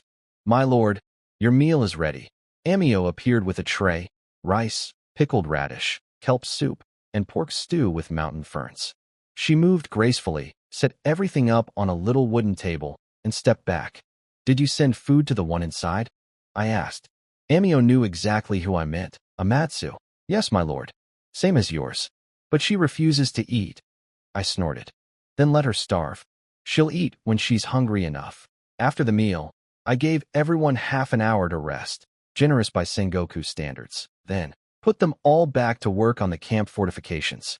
But with one important change. Now that they'd sworn loyalty, my soldiers were ordered to stop the random beatings. Discipline, yes. Punishment for defiance, yes. But no more casual cruelty against people who were now officially MY people. The transition from prisoners to subjects was complete.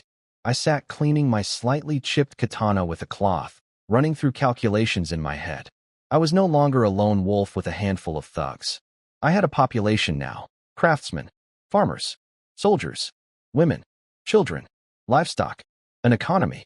But I also knew that my village raid had sent up a signal flare. Somewhere down the mountain, at Okayama Castle, a bear-sized killing machine named Kuroda Jinpachi would soon hear about what happened, and he would come looking for answers. The storm was coming, but at least my people would face it on full stomachs. Now, I didn't learn about any of this until later, but while I was up, on my mountain feeding peasants white rice and feeling like the world's most generous warlord, the guy living in the castle at the bottom of my mountain was having a meltdown. Kuroda Jinpachi, the bear of Hizen, the man who'd just been promoted to castle lord for killing my old master, was sitting in his fancy new evaluation room at Okayama Castle, trying very hard to look civilized. This was hilarious, apparently. The man was a walking mountain of muscle and beard. Picture a grizzly bear that someone forced into a silk kimono designed for a Kyoto aristocrat. He'd even put on one of those tall nobleman hats. On his head, with that face, he looked like a bouncer at a nightclub who'd accidentally wandered into a poetry reading. Ever since getting promoted, Kuroda had been desperately trying to imitate his boss Sagayama Nobuhide's elegant mannerisms. I'm a castle lord now, he probably told himself every morning. I'm refined. Then he'd flex and accidentally rip his sleeve. He was sitting there with his pretty page boys and his newly appointed retainers, sipping sake, being all lordly, when Ishikawa's son burst in. Oh yeah, the dead village chief had a son. The guy had been stationed at Okayama Castle as a hostage/servant, standard Sengoku practice. And he'd just gotten word that daddy was very dead and his village was very empty. Please, Lord Kuroda, send troops to the mountain.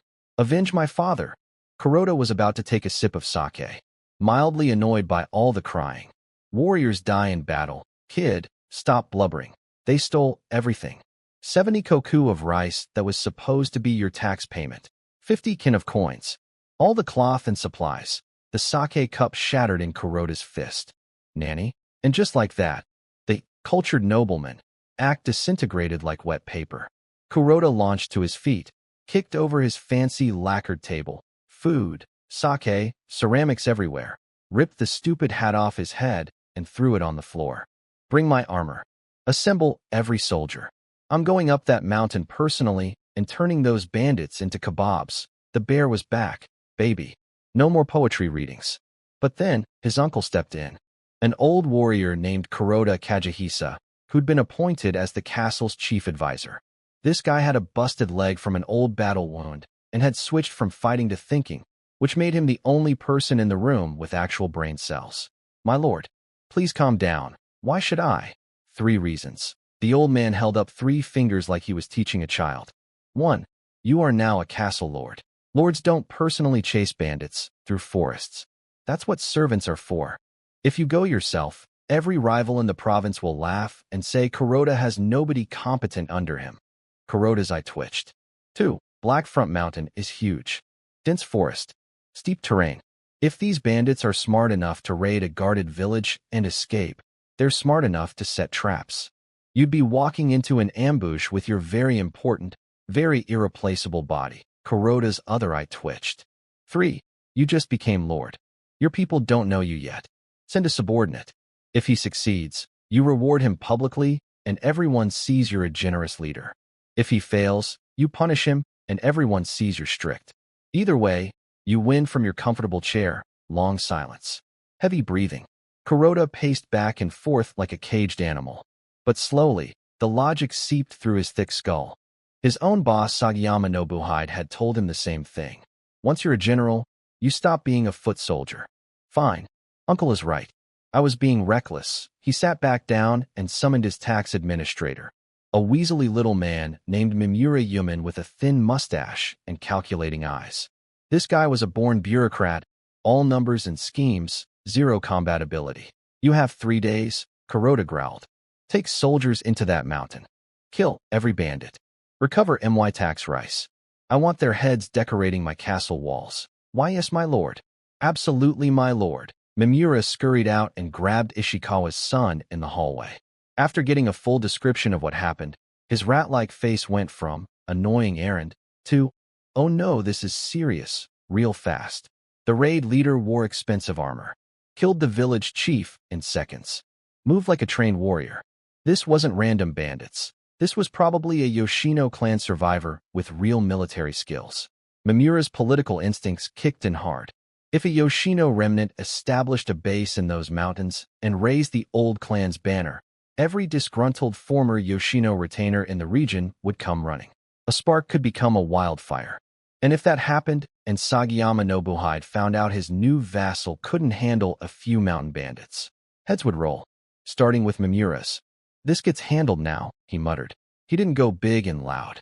Instead, he handpicked 30 elite foot soldiers, all combat veterans from real battles, plus 5 of the best archers in the garrison and 2 samurai officers that Kuroda assigned.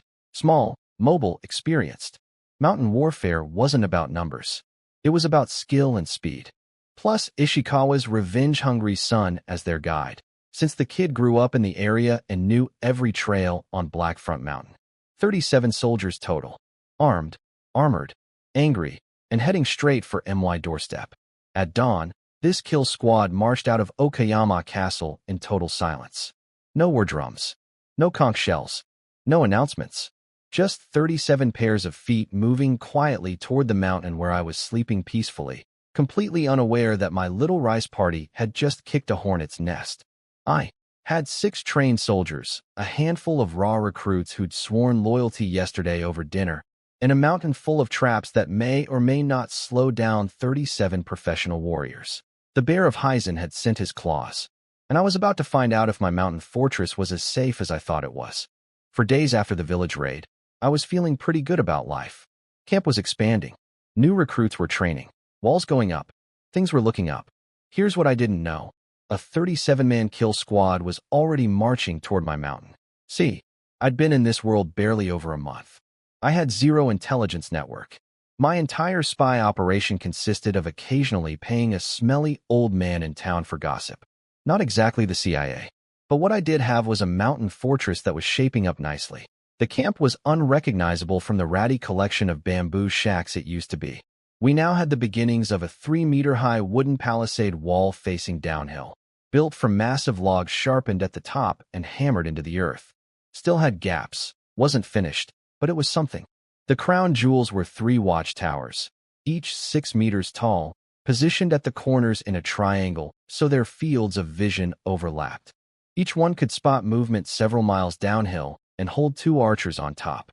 Anything coming up that mountain was getting seen long before it arrived. And the mountain path? I'd turned it into a nightmare. Every single wilderness trap technique from my previous life as a survival expert was deployed on that trail. Covered pit traps with sharpened bamboo stakes at the bottom. Rockfall triggers rigged with vines. Step on the wrong spot, and 100 pounds of stone comes crashing down. Trip ropes strung between trees at horse height. And my personal favorite, tiny poison bamboo thorns hidden in the leaf litter, coated with toxic plant juice. Step on one barefoot and enjoy a day of screaming agony. That mountain path was basically a medieval version of Home Alone, except instead of paint cans and toy cars, it was death. The geography was in my favor too. Black Front Mountain sat right at the junction of three provinces, Heisen, Shikuzen, and Shikogo. It was a nobody's land that no lord considered worth controlling. Dense forest, steep ravines, barely any trails. As Sun Tzu wrote, ground that offers no advantage to either side is marginal ground, perfect for a guerrilla operation. I'd done the math. The Sagayama clan had maybe 10,000 koku total. Even if they mobilized everything, every farmer, every servant, every guy who could hold a pointy stick, they'd field maybe 1,500 troops. Throw 1,500 guys into this mountain range, and they'd scatter like marbles on a staircase. The forest would swallow them whole. That was my safety net. My, oh crap, button. If things went really bad, I could just grab my people and vanish deeper into the mountains where nobody could follow. Then the alarm hit. My lord. Trouble. Rokuro came flying up the mountain path like his pants were on fire. He'd lost a sandal and was bleeding from his feet on the sharp rocks, but didn't seem to notice. I was in the middle of drilling my new recruits, if you could call them that. My total fighting force was 24 men. 6 were my original trained soldiers. 3 were the surrendered professional guards from Ishikawa's village. And 15 were farmers I drafted 4 days ago who were still figuring out which end of the bamboo spear was the pointy one. What is it? I snapped, keeping my voice commanding to prevent panic. Soldiers. From Okayama Castle. With Sagayama banners. And hunting dogs. Coming up the mountain, the effect on my troops was instant. The 15 farmer recruits went pale as ghosts. Their bamboo spears started rattling like wind chimes in a hurricane. Several were already shuffling backward, eyes darting toward the forest, calculating escape routes. Real soldiers were coming. Professional soldiers. With armor, real weapons, and tracking dogs. Coming to kill us and take back everything we'd stolen. Shut up! I roared, and the mountain itself seemed to flinch. So what if soldiers are coming? They're here to take away your food, your warm clothes, your full bellies. You want to go back to eating dirt, and oh, one voice boomed back. Yoshichi, the biggest of the new recruits. A farm boy built like a small ox, with more guts than brains. I'd promised him a squad leader promotion if he performed well, and he was my unofficial cheerleader because of it. Those soldiers are just men. I pointed my sword downhill.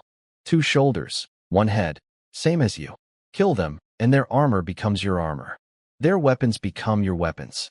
Stay with me, and you eat. Run from me. I let my voice drop to a whisper that somehow carried further than my shouting. And I will hunt you down. Kill you. Then kill your family. Every last one. Carrot. Stick. Carrot. Stick. The rhythm of leadership in hell. The fear didn't leave their eyes. But something harder crept in alongside it. The desperate viciousness of cornered animals who'd just discovered what a full stomach felt like and would kill to keep it. Good enough. I started issuing orders rapid fire. Yoshichi, Heihachi, Rokuro, take the 15 new recruits and hold the 3rd choke point. Hide until you hear my signal. Do not engage on your own. Then I pulled Heihachi aside and whispered, watch them. Anyone who tries to run, kill them immediately. No hesitation, Heihachi nodded. He understood. He was my internal security now. My commissar. Everyone else, evacuate the non-combatants. Women, children, old people, craftsmen, all into the cave system behind camp. Move the grain and supplies too. The cave was my emergency exit. A limestone cavern with a tunnel that came out on the opposite side of the mountain. If everything went sideways, our civilians could escape through the back while we held the front. But losing our supplies to the enemy? That would be catastrophic. 70 koku of rice, gold, weapons, everything we'd fought for, gone. That option was last resort only. So we were fighting. 24 soldiers, 6 veterans, 3 semi-professionals, and 15 guys who'd been farmers last week, against 37 experienced warriors with real equipment. The math was bad. The odds were worse. But they were walking into My Mountain. My traps. My choke points. My home field. I cracked my knuckles and started planning the most creative ambush Black Front Mountain had ever seen. The camp exploded into action. Every weapon came out of storage. Spears, bows, arrows, shields, armor. No more being stingy. I distributed everything. If you could hold a pointy thing, You got a pointy thing. While my soldiers geared up, the non-combatants, women, children, old people, craftsmen, started hauling our precious grain and supplies into the cave system behind camp. That cave had a tunnel leading out the back of the mountain. Emergency exit. If we lost this fight, at least the civilians could escape. But losing meant abandoning 70 koku of rice and all our gold to the enemy. And in this world, losing your food supply was basically a death sentence anyway. So plan A was fight. Plan B was also fight, but angrier. I went back to my hut to armor up. Amatsu was sitting by the window looking depressed as usual. Little Seo's eyes went wide when she heard about the incoming soldiers. For a second, she looked excited, probably imagining rescue. I stepped into the back room, and Seo helped me into my armor piece by piece. When I emerged in full crimson battle gear, demon mask, crescent moon helmet, blood-red plates, I practically scraped the ceiling. The bamboo floor groaned under the combined weight of me plus 50 pounds of iron.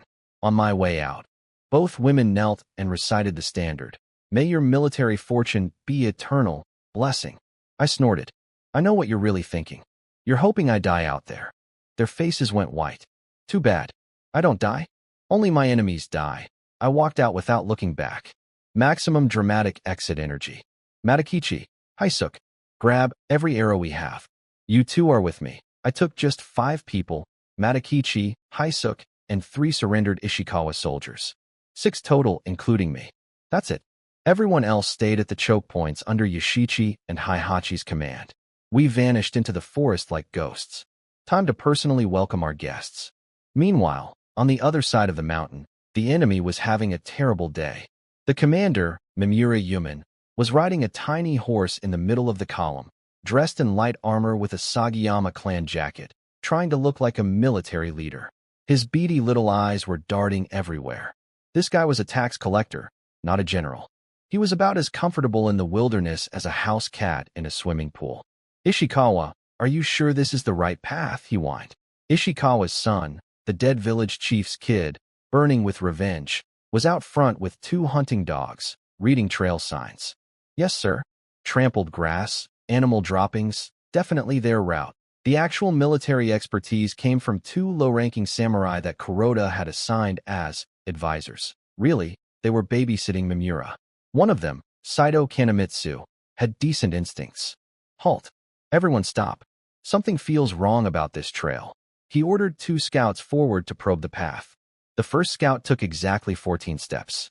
Step 15 found nothing under his foot. Ahawk, crunch, gone. Vanished through a carpet of leaves into a 2-meter-deep pit bristling with sharpened bamboo stakes.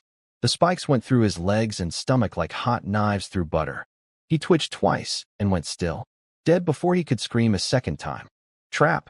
Ambush. The column went into panic mode. Soldiers pushing backward, yelling, weapons clattering. Shut up! The second samurai, Abe Hironobu, drew his sword and screamed at them. It's one trap. Keep moving. They reorganized. Slowed way down. Every soldier started poking the ground ahead with his spear shaft before each step, like blind men with canes. Walking through my mountain at the speed of a glacier. Then someone stepped on a poisoned bamboo thorn. Gah! A 3-inch spike punched clean through his grass sandal and out the top of his foot. Blood everywhere. The guy collapsed screaming. In Sengoku Japan, foot soldiers wore straw sandals that offered about as much protection as wet newspaper. My hidden thorn traps were perfect against them. These cowardly scum. Abe was losing his mind. He'd never encountered guerrilla warfare before. In his experience, battles were 2 groups of men running at each other in an open field. This was something else entirely. They sent the hunting dogs ahead to sniff out traps. Smart move, but it slowed them down even more. Hours passed. The sun climbed to its peak. And in all that time, 37 soldiers had traveled less than half a mile. My mountain was eating them alive, and they hadn't seen a single enemy. Then I struck. Thwip. An arrow came out of nowhere from the left side of the trail. One of Matakichi's best shots. It threaded the gap between a soldier's helmet and collar and punched through his throat. The man grabbed his neck, blood fontaining between his fingers, and toppled over silently. Enemy. Left side. Return fire. Shoot. Ishikawa's son grabbed his bow and fired into the trees. The 5 archers unleashed a volley at the forest. Every single arrow hit wood, trees, bark, leaves, nothing alive. We were invisible. They were still panicking when I gave the signal for round 2. Thwip, thwip, thwip. 3 arrows from 3 different angles. I'd spread my shooters across the hillside so the enemy couldn't pinpoint a single position. We targeted the guys without armor, the unprotected support troops. 2 more went down screaming. A 3rd arrow missed its target by inches, but the near miss was almost worse. The soldier it flew past practically collapsed from sheer terror. Our bows were weak. The arrows couldn't punch through real armor. But against exposed necks, faces, and limbs, lethal. And against morale, devastating. In less than 5 minutes, without showing our faces once, we'd killed 2 men with traps, killed 1 with an arrow to the throat, wounded 2 more badly enough to take them out of the fight, and injured another with a foot spike. 6 casualties. Out of 37. Nearly 20% losses. And they still hadn't seen a single one of us. Welcome to Black Front Mountain, gentlemen. I hope you enjoyed the appetizer. Come out and fight. You cowards. You rats. You spineless worms. That was the short, angry samurai, Abe, screaming at the trees. I was leaning against a fat pine tree about 60 meters away, lowering my longbow after putting an arrow through his buddy's throat, and I have to say, the man's trash talk needed work. Nice shooting, I whispered to Matakichi and Haisuk beside me. Remember the rules. Don't shoot anyone wearing iron. Only target the unarmored guys, the archers, and anyone who looks like an officer. 1 shot, move position. Never fire twice from the same spot. Yes, Lord, for these 2, this was basically a hunting trip. Except the deer wore helmets and screamed profanity. They were having the time of their lives. But down below, the enemy tax collector Mimura was proving smarter than he looked. He stopped panicking and started thinking. Forget searching the forest. They want us to chase shadows. We're not playing their game. Everyone, formation. Front line, clear the path with your spear shafts. 2 samurai and 5 armored men take point. Archers ready for counterfire. We charge straight for their camp. Let's see if they stand by while we burn their home. That was actually a really good call. Instead of stumbling through my trap-filled forest getting picked off one by one, he was going to sprint directly at my base and force me into a stand-up fight where his numbers and equipment advantage would crush me. The 2 samurai, Saito and Abe, went to the front in full black lacquered armor with 5 more armored soldiers behind them. A walking wall of iron. My arrows bounced off them like pebbles. Ting, ting, ting. Ha ha. Saito laughed from behind his face guard. Your arrows are as weak as a woman's fist, mountain rat. Okay. That stung. Mostly because he was right. Our bows were cheap bamboo junk that couldn't punch through real steel armor. Against unarmored targets, they were deadly. Against this armored spearhead, useless. They were pushing forward fast now, heading straight for my 3rd defensive choke point where Yoshichi, Heihachi, and 15 extremely nervous farmer soldiers were hiding. Time for Plan B. I signaled Matakichi and Haisuk. We sprinted back toward the choke point through paths only we knew, pulling ahead of the charging enemy column. Saito saw us retreating, and his eyes lit up with predator instinct. They're running. After them, Ishikawa's son, the revenge kid, was screaming, Father, I'll avenge you, and sprinting ahead like a maniac. The 8-man vanguard came barreling around a narrow bend in the mountain trail, totally focused on catching us, totally not looking up. Siriike. Saito heard it. A horrible groaning sound from above. He looked up. A tree. A massive pine tree, 2 men wide, rigged with cut ropes and counterweights. My proudest engineering achievement was falling directly across the trail behind the vanguard. Trap. Go back. Go, boom. The mountain shook. Dust and debris exploded everywhere. 2 soldiers who were a half-second too slow got crushed under the trunk like bugs under a boot. Dead instantly. And just like that, the vanguard, Saito, Abe, Ishikawa's kid, and 5 armored soldiers, was completely cut off from the main force. The massive tree blocked the trail like a wall. Mimura and his 30-something remaining troops were on one side. 8 enemy elite fighters were on MY side. Isolated. Surrounded. Exactly where I wanted them. Kill them all. 20+ of my men erupted from the forest screaming like demons at a rock concert. Yoshichi leading the charge with his spear, Heihachi right behind him, 15 farmer soldiers howling war cries and stabbing at anything that moved. Now, let me be honest. My guys had zero formation discipline. The farmers just ran forward and poked their spears at the enemy like they were trying to kill a particularly aggressive pig. No coordination, no technique, just raw aggression and desperation. But the enemy was only 8 men, and they were surrounded. The 2 samurai and their 5 armored bodyguards locked shields and fought back hard. These were real warriors. Saito cut down one of my charging farmers with a single swing.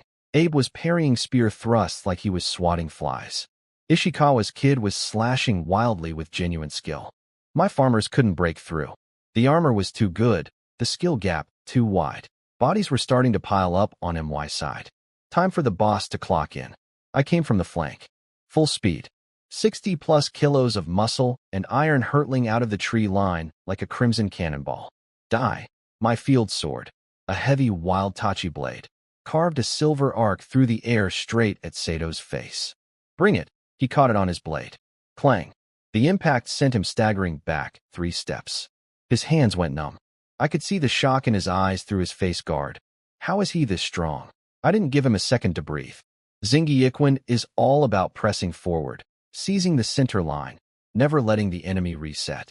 I stepped in and kicked him in the knee. He'd never seen that before. Samurai duels were all about sword technique. Nobody kicked. That was dishonorable. That was uncivilized. That was also extremely effective. He stumbled. I kicked him again, this time in the stomach, right on the skirt armor. The force lifted him off his feet, and he crashed onto his back. I raised my sword with both hands. Every ounce of this superhuman body channeled into one downward strike.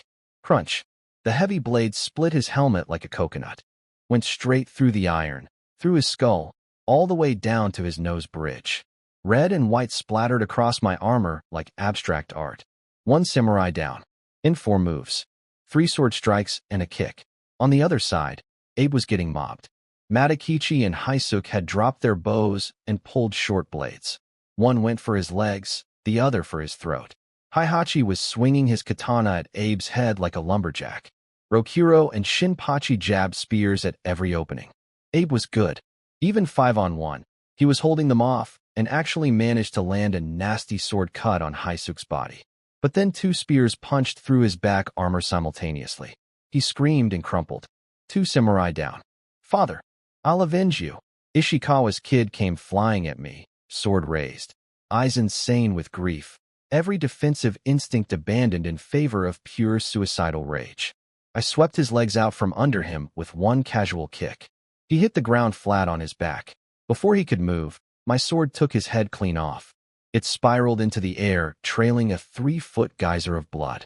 Sorry, kid. Your dad was better than you. And even he wasn't good enough.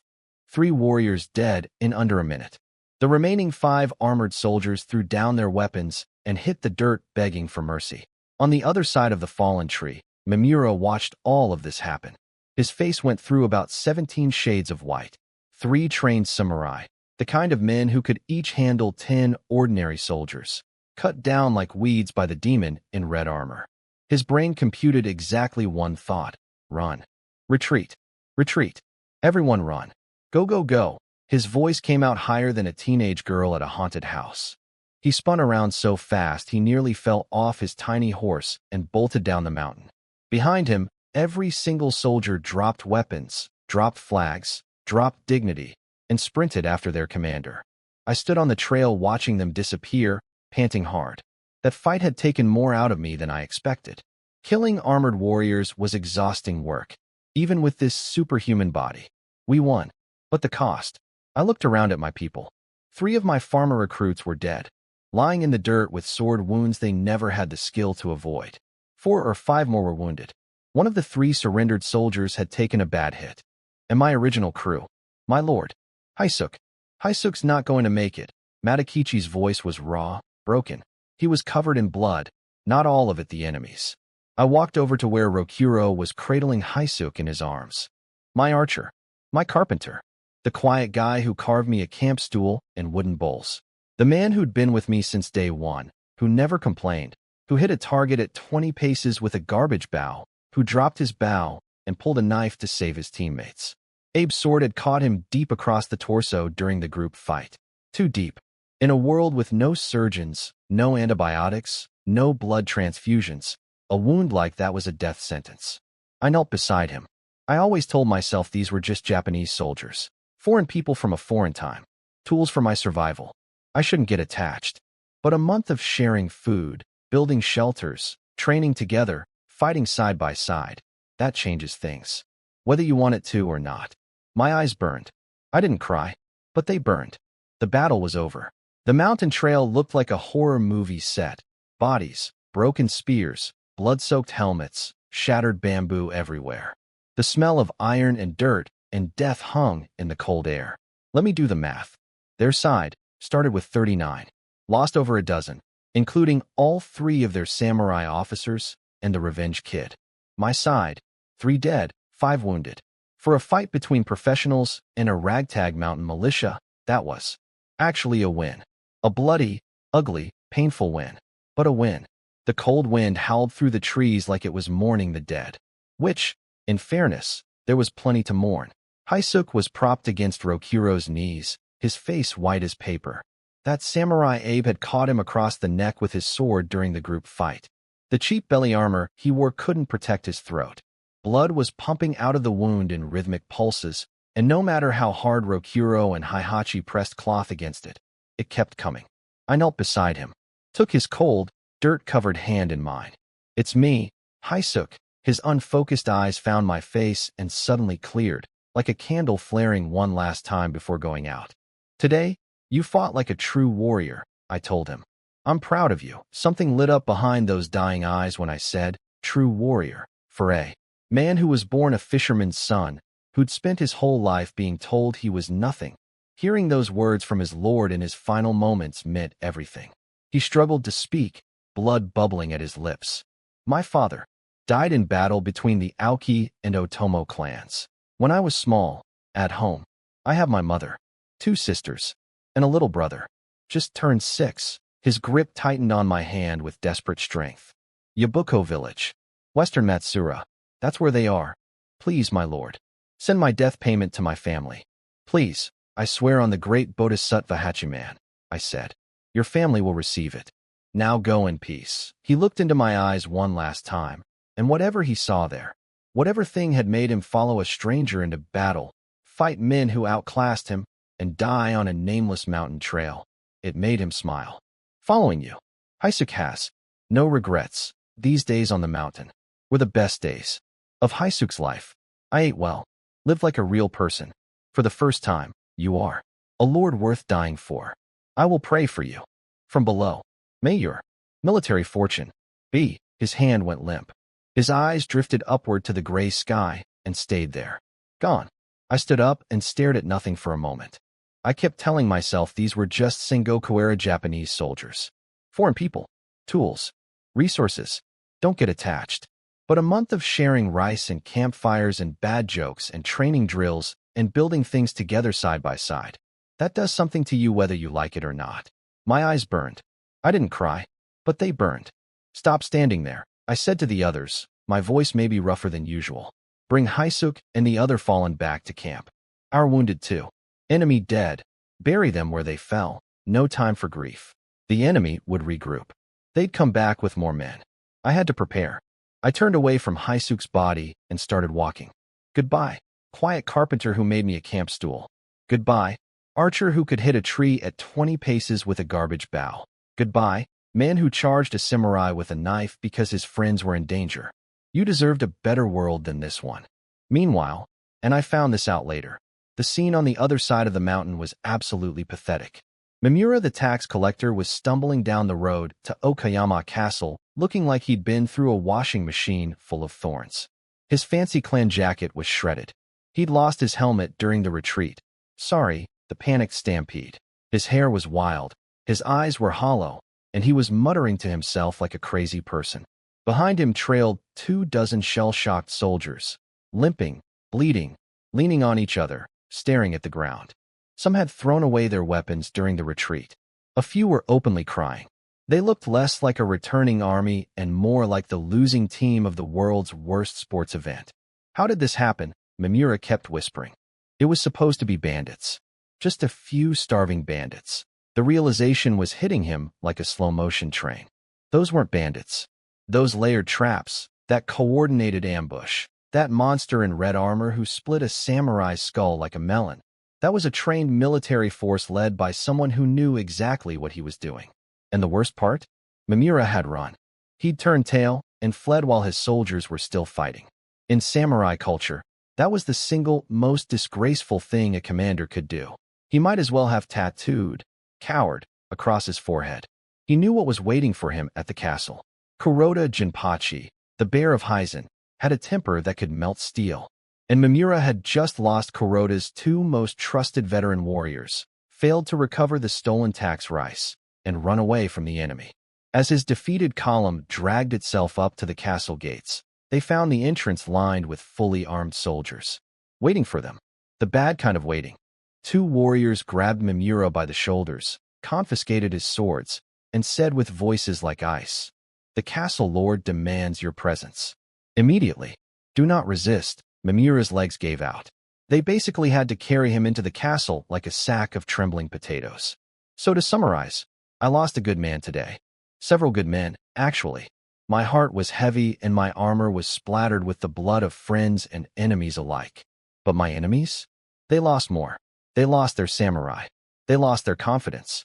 And their commanding officer was about to lose something else, quite possibly his head. Score update. Mountain Bandits 1, Sagayama Clan 0. But the game was far from over.